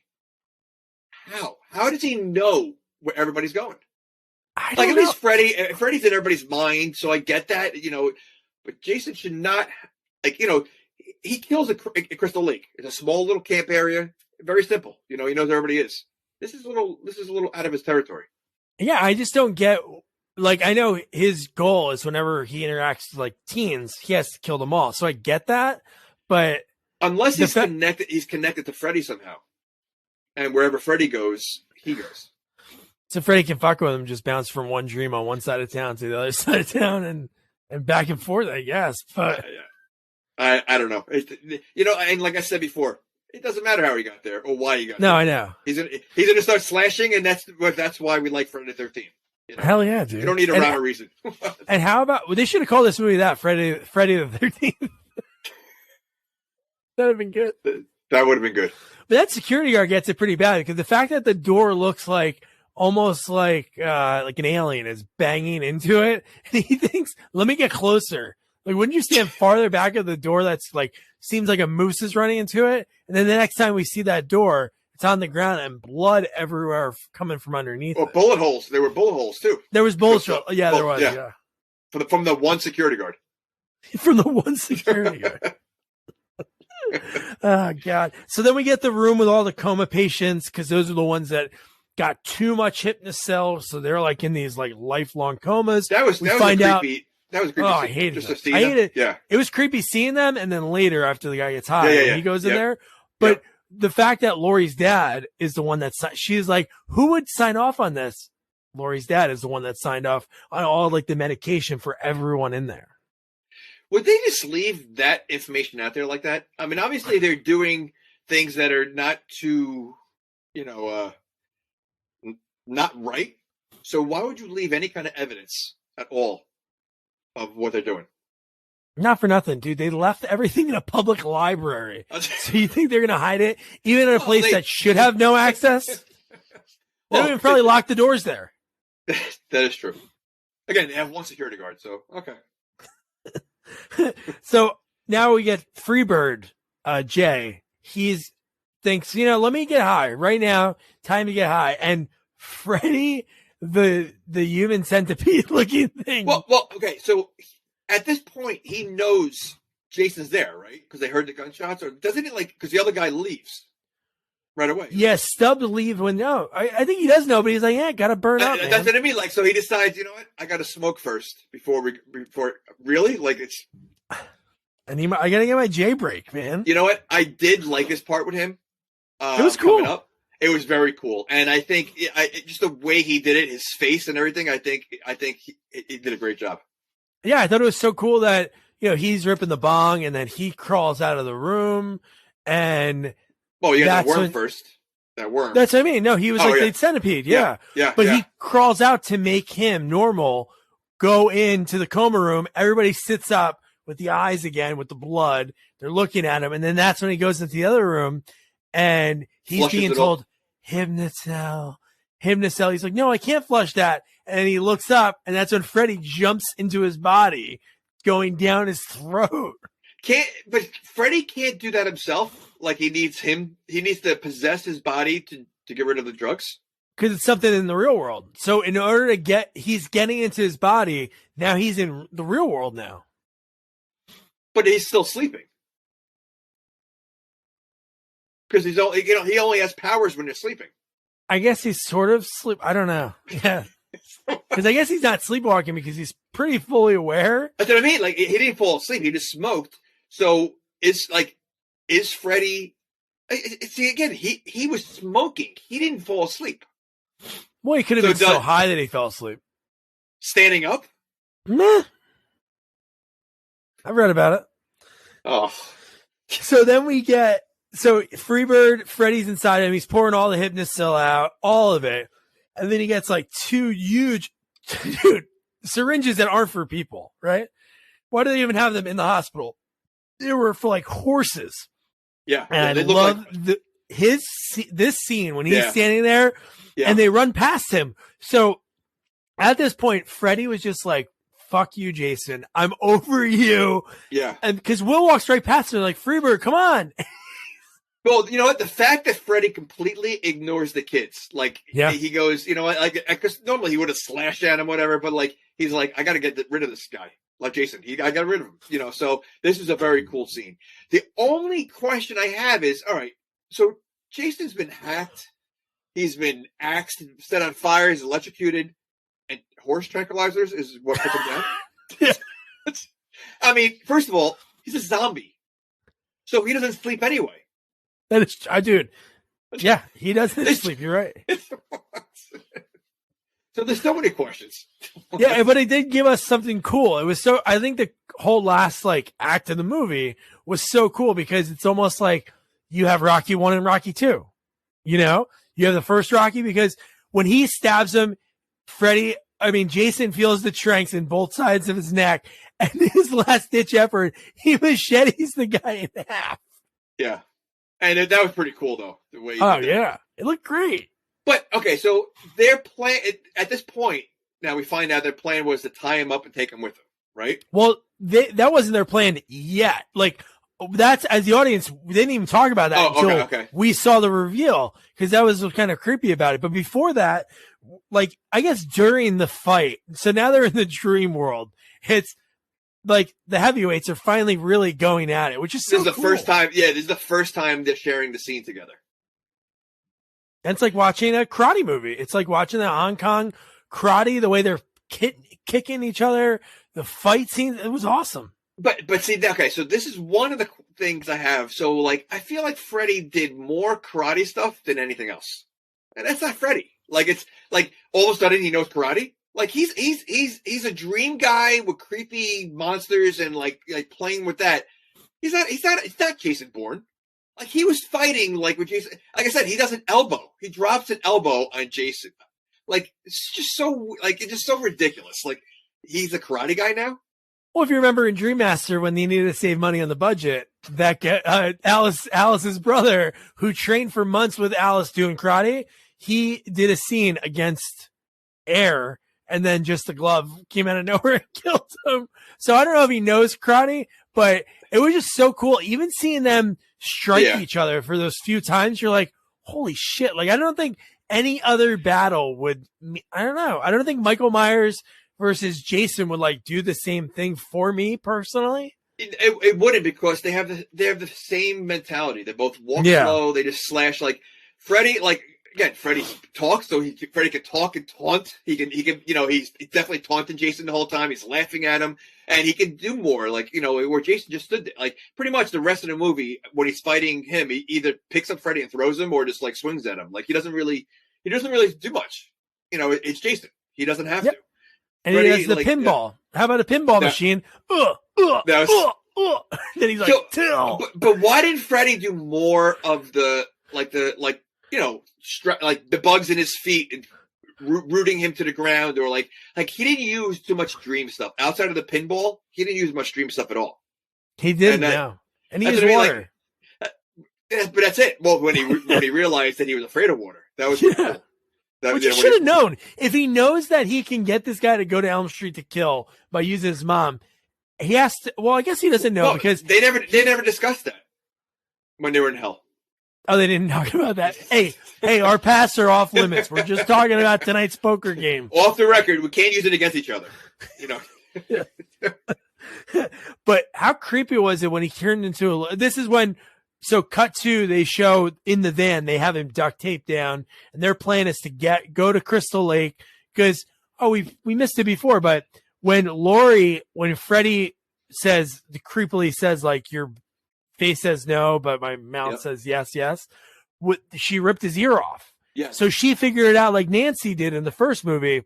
Hey, I can pull him out. So that's their plan to get to home field. So the first fight was in Springwood. Yep.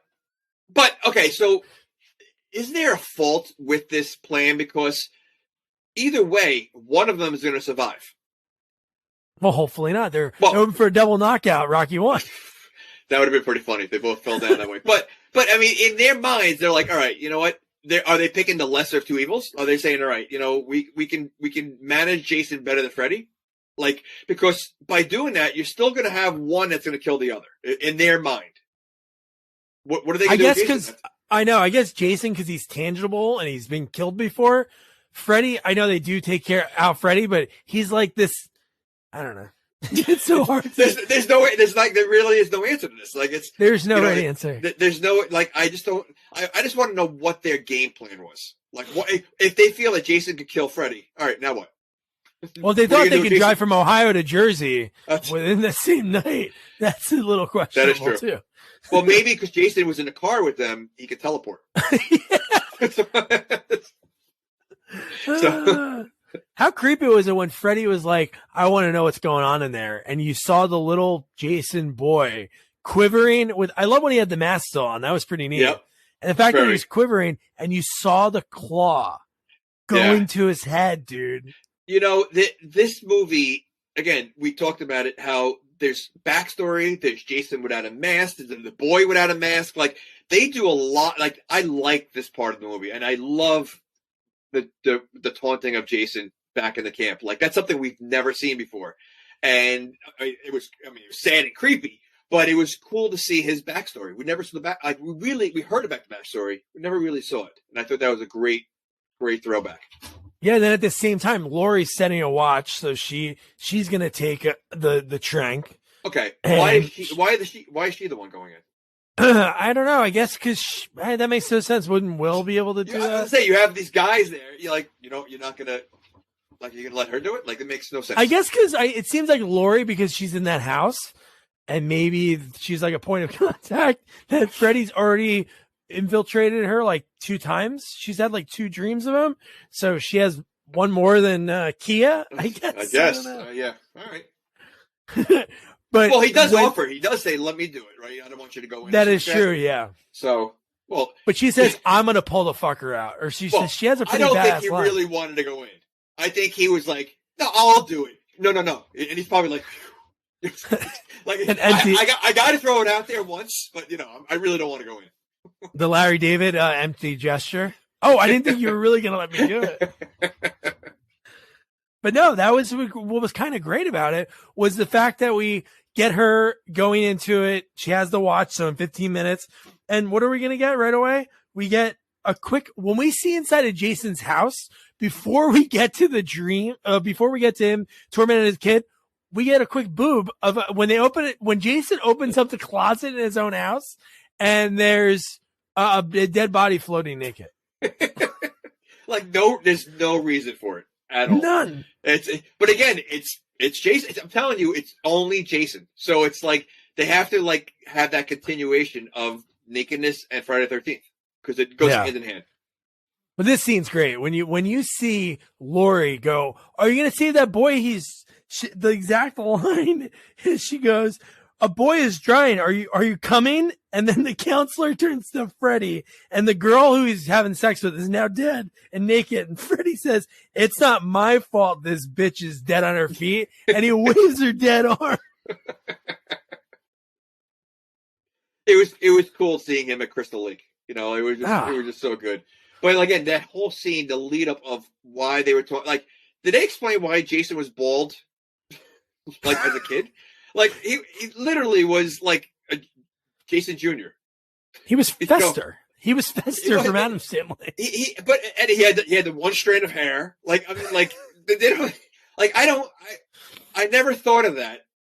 I know that's how he comes out of the lake. I just assumed the lake melted everything off him, whatever. I don't know, as a kid. But to see him alive, looking like that, he almost deserved to get beat up. He probably he ate lead paint chips as a kid, and he grew up next to a nuclear power plant, because the fact that everything about him, and his parents must have been inbred. He looks like the original Toxic Avenger. He looks like a Toxic Avenger. Yeah. He looks like the Toxic Avenger kid.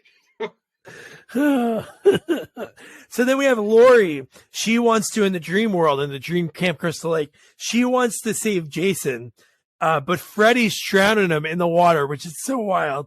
And then at the same point in the real world, Jason, duct taped up, is starting to choke and drown. And then they're trying to figure out who is going to be mouth to mouth. Linderman, luckily, was born with asthma. Or so he says. Oh, no. I think Will confirmed it. I think he says he does have asthma. But, how gross. When she first takes off slowly takes off the mask and it he spits blood. Oh, that was so gross. What makes it think that mouth to mouth was going to do it anyway? He should have lungs. He shouldn't have anything. He really shouldn't have. He doesn't have a breathing issue. I mean, he can breathe underwater. So. Yeah. And the friggin' throw, and then right when that happens, he gets up, rips the duct tape, the van flies. Ken told me a funny story, was that he wanted to do a lot of the stunts in this movie, like the fire one, but they wouldn't let him do it because he was the lead Jason. But he goes, it's so funny, the last day of filming was that scene, and they go, "Yeah, Ken, you can do it." And he's like, "Oh, now I'm expendable." That's awesome. Yeah. Insane that a real person had to do that. Flying out of the van. And he got launched. Oh. Crazy. But how about Freddy, the way he looked? I thought that was so cool when Lori and him are going at it. He transforms when he's on that dock. he looks like the devil. Like Yeah. he's totally, so he is from hell, obviously, but he has this different look to him that is so great. No, the rest of this is just so awesome. I mean, we waited like a whole movie to get to this point. So, yeah, this is Rocky fighting Drago. Right now. Dude, it is. And we see, so then Lori again, they're still fighting. She's like, Will, wake me up. She's now at her house. She goes upstairs. She sees that it wasn't her dad that killed. It was her dad trying to kill Freddy. Freddy was killing the mom. And Freddy's slashing the shit out of her. So she's bleeding everywhere. Will's trying to do whatever. What helps? The fire that was happening. Burning her arm. I think, because they were at Camp Crystal Lake already.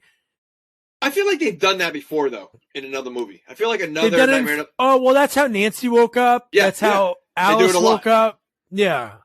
So fire. So burning them is what wakes them up. Okay. Burning is how you get up. You can't pinch yourself. When people say like, "Oh, pinch me, I'm awake," it's like, dude, that doesn't work. You got to burn yourself. Yeah. That's how you really do that. And her arm was in the fire. It wasn't like like putting a little flame there. She. And I like how Freddy didn't at first realize what happened. Like he was like, now I'm in the real world again. Like, yeah, because this has happened to him so many times. A lot of the movies. So yeah. Yeah, because Jason's still trying to rip them up. So this didn't even happen yet. The part with her getting burnt.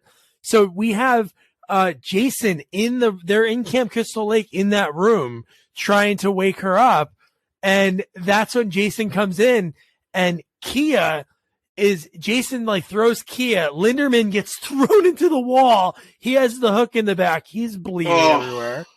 Oh, that was gross. And I did see a deleted scene, with them in the woods when she walks him to the woods and he sits by the tree. She kisses him.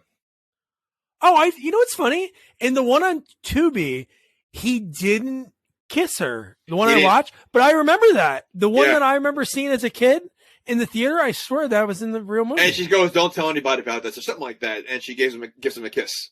And then he's just staring out and bleeding out everywhere. Yeah. Well, the way they did that, the camera, as she walks away, the camera pans out and you see the blood behind him. Yeah. Because you think he's okay, and then all of a sudden you realize that this guy's dead. Yeah. But dude, so when Freddy first gets brought into the real world, the look on his face, he looks so confused, and Jason grabs him, and it's like a bar fight from an 80s movie. He grabs him, shoves him into the window, and breaks through every window. He slides him across the window sill. So he's knocking out through every window. And he's knocking out the wood. He wasn't going through each window. He was sliding them and basically breaking down the house. I love that. Freddy, in this fight, it's so over the top. I mean, that it's comical. It's just it's great. And then he tosses him pretty far. He throws him through the next building. Yeah, Freddy's personality in this whole part is just great because he knows he's outmatched with strength and everything else. So he's trying to get him every other way. And, it's so funny. So the next scene when you see Will and Lori, because they're together running off. Like you said, Kia was just talking to Linderman when he died. And this scene, dude, I had to, the lines in this scene are just so classic. Lori! When she shows up and she's like, Freddy! She stops Freddy from going at her. Freddy! So stupid.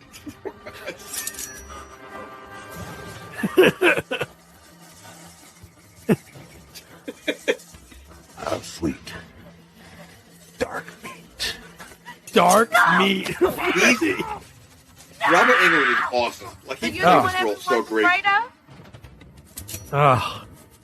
Tell me something. Her just ripping him and the kind of looks he gives, runs around in a Christmas sweater. Look at his face.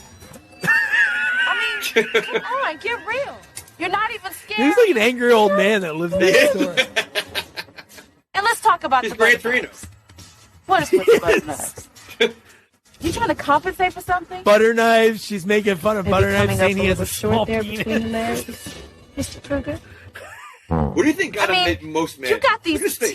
teensy weensy But his face right here is great. Jason He's has got like, this oh, big I old know. thing. He shakes the one claw to show, look behind you. That is awesome. Oh, The launches that he does in this movie, he's got more strength than he's ever had in any movie. he was like Jose Canseco. He was Jose Canseco, just mashing into that tree. I love that. Oh, it's ridiculous. Like he just, yeah. And it's funny. Like his kills really have no rhyme or reason. He just goes around and, I mean, I know it just, that's awesome. I want to see a movie with like them as partners, like really be partners, like Tango and Cash. Freddy and Jason. They should do like a Suicide Squad, but with like Leatherface and Michael Myers. Now we're talking. That'd be awesome. I'd watch that. So then the next part, the music amps up because this is like, I guess obviously they fought a little bit in the house, but Jason like kind of ambushed them. You know what? I'm glad you said that. The music in this movie, every time they're together, the heavy metal, like it's just awesome. Like it was such a good choice. Yeah. And I love Freddy figuring out that he can use his finger knives on the canisters. He's launching the torpedoes at him. And the best is like just Jason just walking. Like obviously he's a zombie, no fear. He just keeps walking as these massive torpedoes are flying by him. And he's just like, he's missing every one. So he's slowly moving out of the way. It's not like like the torpedoes are going to slow him. He does a little turn. Yeah. Yeah, you know what? You're right. We always know he walks slow, but even when he's dodging, it's a slow, like very suave. He's like a very, very suave smooth. guy. It's very smooth. One of my favorite lines, like obviously Freddy has so many great lines, but one of my favorites is when after the torpedo launches him into like that pit, I guess they were building something like some high rise at the campground. At the campground, they have this massive construction site, and not just construction. Look, I mean, it looked ridiculous. Like it was just so out of the like. What do they need all that for? And what are all those things for? What were those like gas? They were gas tanks they looked like they were the tanks for like Bobcats and like heavy machinery, but I don't know what they were doing. It fit for the movie, but I love when he's up top and he's like, asshole up here. Just the way he said it is like a guy yelling across the field. The angry man, the angry neighbor. That's true. Get off my lawn. Get off. And dude, I love the way this looks when he tosses all the rebar down and it's like, and then it starts sticking into him. Oh. Yeah. No, this whole like, because again, Freddy has to be a little bit more creative because he can't use his normal stuff. And so like, that was very cool. And like, you're like, all right, he's finally got him. And then he sees that big, what was that? Like a safe or something? Or what? Like, I don't know. It looked like one of the things that the minecart. Looked like a minecart. Yeah. It was so weird looking. And the fact that Freddy did what we always make fun of the villains for. He gets a little sloppy. The thing's bouncing around like insane, just missing Jason, hitting him a little bit. And then Freddy somehow lets it bump into him. He does and then falls and his leg gets caught. And he's hanging upside down. Like, it's just like, this is Freddy Krueger. I mean, this is like like a sloppy, like, horror villain. Like it was so funny. Like it just didn't fit. But it fit, it was just so comical. And the fact that right after that, this is when Jason starts ripping the rebar out of himself, and a minecart, an actual like kind of minecart, falls down on its own, takes both of them, and launches them into the lake. Right? Well, no, doesn't he cut Freddy down first? I thought he cuts him down. I don't know. Maybe he did. So like, why didn't he kill him right away? He could have slashed him, but no, he cuts him down. I guess he wants to fight him man to man. I guess so. But yes, the minecart comes down and they both get launched.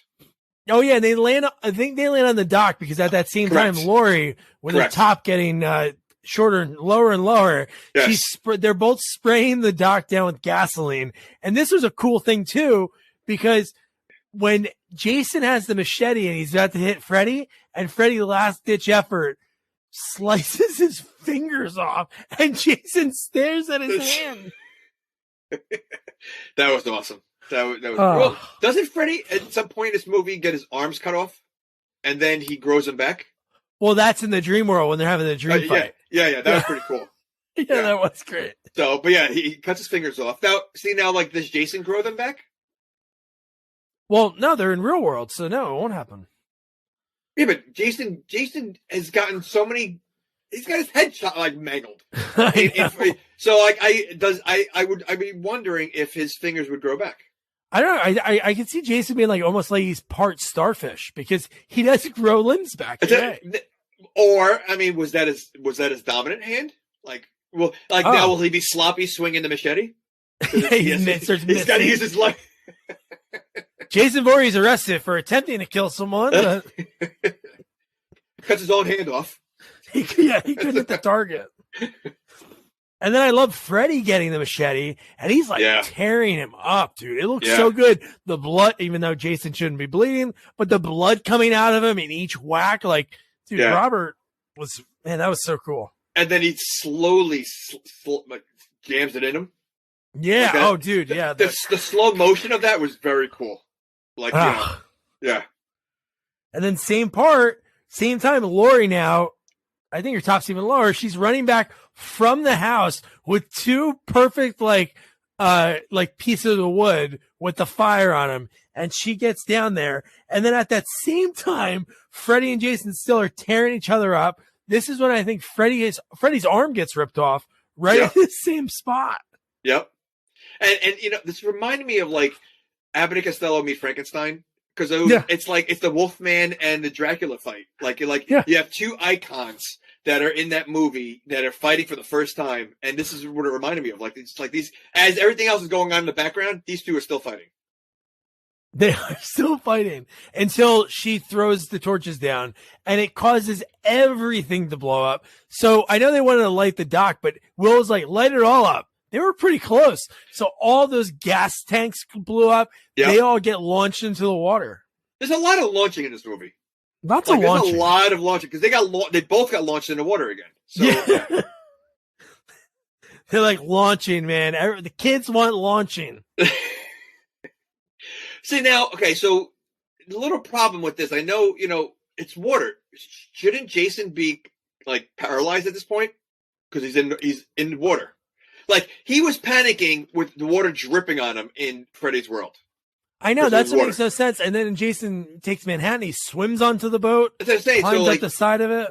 And he has fear of water, so like... And he's in the water a lot of the movies. You got to think, even in like part 4, he kills Judy Aronson on the... Yeah, I don't get it. Yeah, but even in Manhattan, when he's in the sewer, that was a sewer, right? When they at the end when he dies and he turns into a kid. Yeah, so like it doesn't make sense that he wouldn't be panicking right now. Like, this should have been Freddy's advantage. It should have been, yeah. But now, and then I love this when Will and then even Will and Lori are in the water, and Freddy has that machete in the one hand. And this is when Jason comes out of nowhere. And he comes up just to have enough strength to use Freddy's own arm and claw to shove it through his own chest. That was a great kill. That was a great, yeah.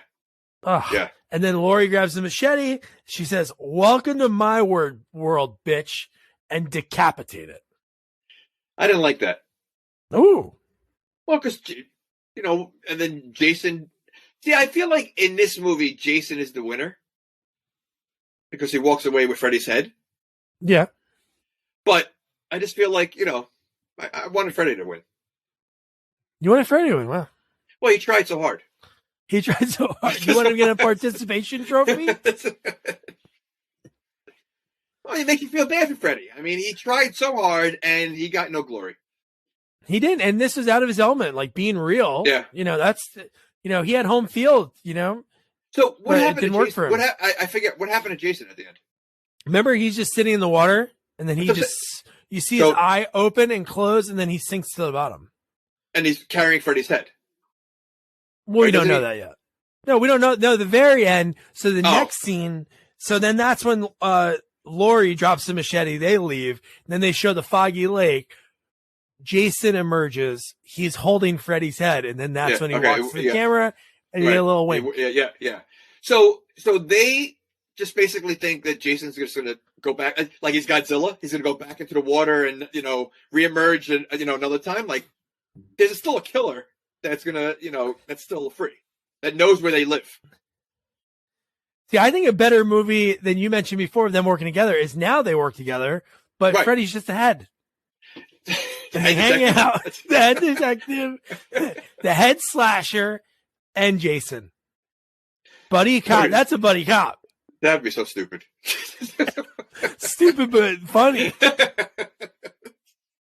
And Jason doesn't talk, so it's only Freddy talking the whole time. Well, yeah, and then you have a scene like Freddy's like, "I'm gonna get you late, man. I know you're a little weird kid." And then he makes Jason do the coat on top. Freddy's on top of him. They could be like bosom buddies with them. What if they did like a mad scientist put Freddy's head on Jason, so they're like Siamese twins, and Freddy's the voice of everything, and Jason's the muscle. I like that. That's a buddy movie right there. That's a buddy movie. We're mixing Freddy vs. Jason meets Reanimator. Reanimator. See, that would, I'm surprised they haven't all this time. I mean, if they make a Freddy vs. Jason, why can't you do like an all-star, like an Expendables of villains? Like, how cool? I'm surprised too. Because I don't know what this did in the box office. I'm assuming it did really good. Budget 30. Box 116. Okay, so really it had to. Right. So, I mean, why can't they revisit it today? There really hasn't been much going on, and throw them all in there. Like, that would be like... I guess you'd really have to get Robert. That's the one character you have to have it be Robert Englund. You don't think he would do it? I think he would do it in a second. I'm sure he could still do it. Yeah, he's probably what's he, probably 70, right? He could... I mean, I've seen pictures of him. He could still do it. And, If Stallone can do it in Expendables and have all these like action heroes in one movie, and you have like Marvel and all that, get a horror like together like Expendables, and like that'd be awesome. Like that would work. I think people would absolutely freak. Oh, dude, no, it's unbelievable. So it's funny. So I had a lot of these fun facts, but there was just so much to unpack. But I got to talk about them really quick. So remember Evangeline Lilly, who was on Lost? Yeah. So Lost came out like right around this time, right? She's an extra in the high school scene. I couldn't find her. I watched it. I couldn't find her. But the stunt double for Robert Englund and all the boiler room fight scenes is Rey Mysterio Jr. from the WWF and WCW. Really? Yeah. He's kind of big though, right? I mean, I know he's small, but like he's built. So like, yeah, probably for the flying stuff when he's flying back or stuff. That's so cool. That is very cool. Like, but I wonder how that happened. Like, how'd they get him to do like that's crazy. Like, why? I guarantee if I looked at his IMDb, I bet you I didn't look, but I'm saying I bet you if you look, that's got to be a one-off. Yeah, that's pretty cool. That's for him to do that. What a fact. That's a good fact. So, I think I know your answer is, but would you recommend somebody to watch this movie? Oh, absolutely. I mean, it's a fun movie. Listen, it's not the best Nightmare on Elm Street. It's not the best Friday the 13th. But like I said, it's a fun movie. This is something that people have been waiting for a long time. I mean, just like you have Arnold and Stallone, if they made a movie before, Escape Plan, I'm sure people wanted to see them together. It's the same concept. And I think, whether you've seen any of the Nightmare on Elm Street or Friday the 13th, you can easily watch this. And I think you would enjoy it. It's fun. I think it's like what I said to Ken. I said, I love that it kind of fan services for both franchises, even though most people I think would watch both.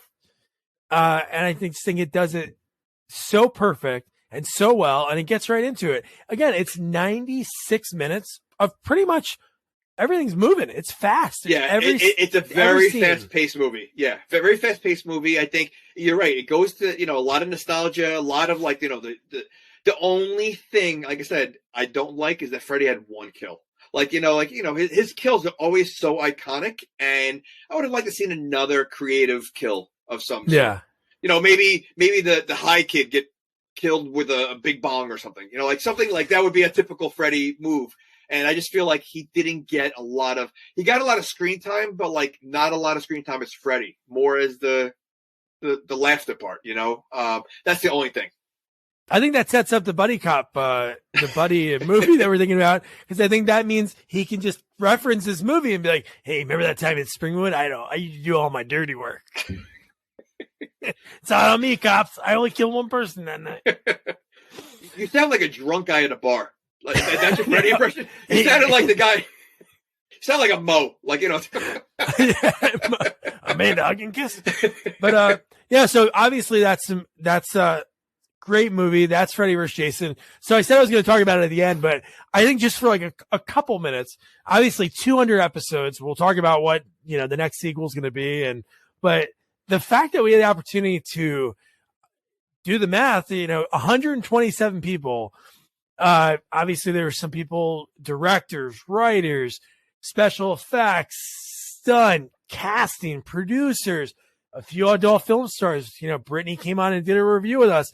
So I think it's so cool that we really get so many behind the scenes on a lot of the movies that we covered and found out things that you wouldn't find online, like some of these stories. But I think the coolest part, to be honest, was obviously us doing this. 73 sequels we got to review. That's it. You know, it's incredible because there's, you know, again, when you first brought this up to my attention, I'm like, all right, yeah, it sounds like cool. And probably out of the 73 movies, I probably have only seen maybe 10 of them on my own. And so you brought a lot of movies into my life. Some I wish I never saw. But you know, it's been a great journey. And the people that you've interviewed, the people that we've got, I mean, I can't say enough nice things about every single one of them. I mean, everybody that we've interviewed, just awesome people, like just so happy to do it with us, and, you know, took the time out. And I think that's a big part of it. I mean, that's, you know, for all these episodes, that's awesome.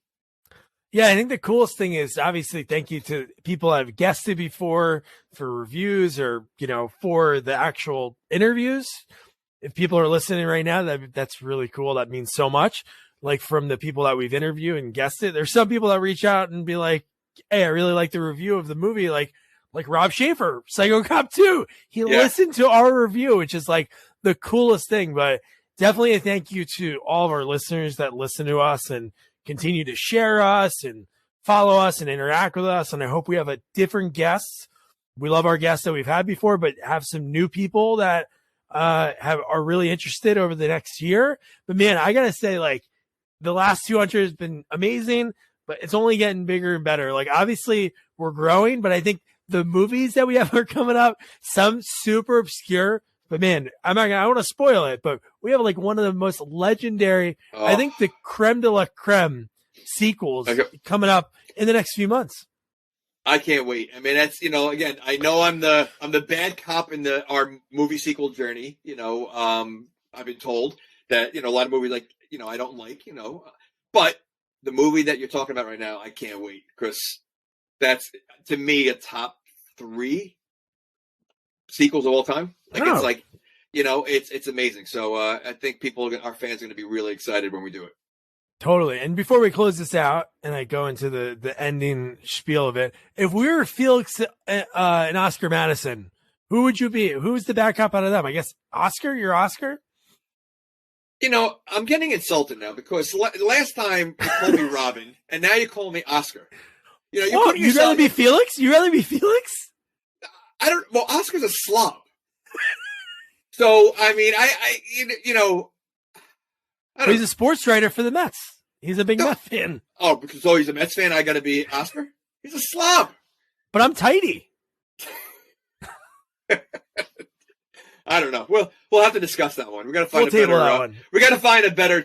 I would say more Tango and Cash. Okay, I like Tango and Cash. Yeah. All right, I will go with that. Who would be Cash? You'd be Cash. You're more Stallone. I'm Tango. Oh, okay. Is it an Italian thing? Oh, I guess so. Yeah.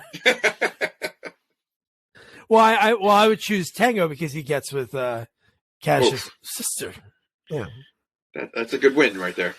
All right, so the next sequel that we're going to be covering, it's going to be our first action movie in quite a while, and it's The Mechanic 2, which is kind of like a Bronson. The original Mechanic, he died, so there was no sequel to the original Bronson one. But for the Jason Statham ones, they had a sequel. You know, I didn't know Alba. Yeah, I didn't know Bronson made a Mechanic. So, dude, the original Mechanic. It's a remake. It's a remake. Yeah, you got to see the original one. It has and it's Michael Winner. It's legendary because I don't think there's a spoken word for the first 11 minutes because he's setting up this kill and it's very elaborate and everything. But so Jason Statham, he gets a sequel. Jessica Alba, Tommy Lee Jones is in this movie, which I totally forgot. I saw this movie, I think one time. So this would be great. And I think it's fitting that it's a Bronson tie. And we have Andrew Powers, our own personal Bronson, coming back to break us down. And for this one, I chatted it was a year ago. I remember it being just as cold as it is now, right around Thanksgiving, chatted with stuntman and actor Brahim Chab, which I actually just talked about Brahim because Eddie Yang designed a mask for a movie that's coming out. Who's in it? Brahim. So we were kind of talking about him a little bit, and he had some great stories about taking the leap to want to be a stuntman, growing up in France and pursuing his dream. Great story about becoming the double for JCVD, Jean-Claude Van Damme, which is pretty cool, and lots more. So don't forget to review, rate, share our podcast. Follow us on all social media at Sequels Only. And don't forget to check out our website, sequelsonly.com. Good night. Good night. This Everclear is kicking my ass.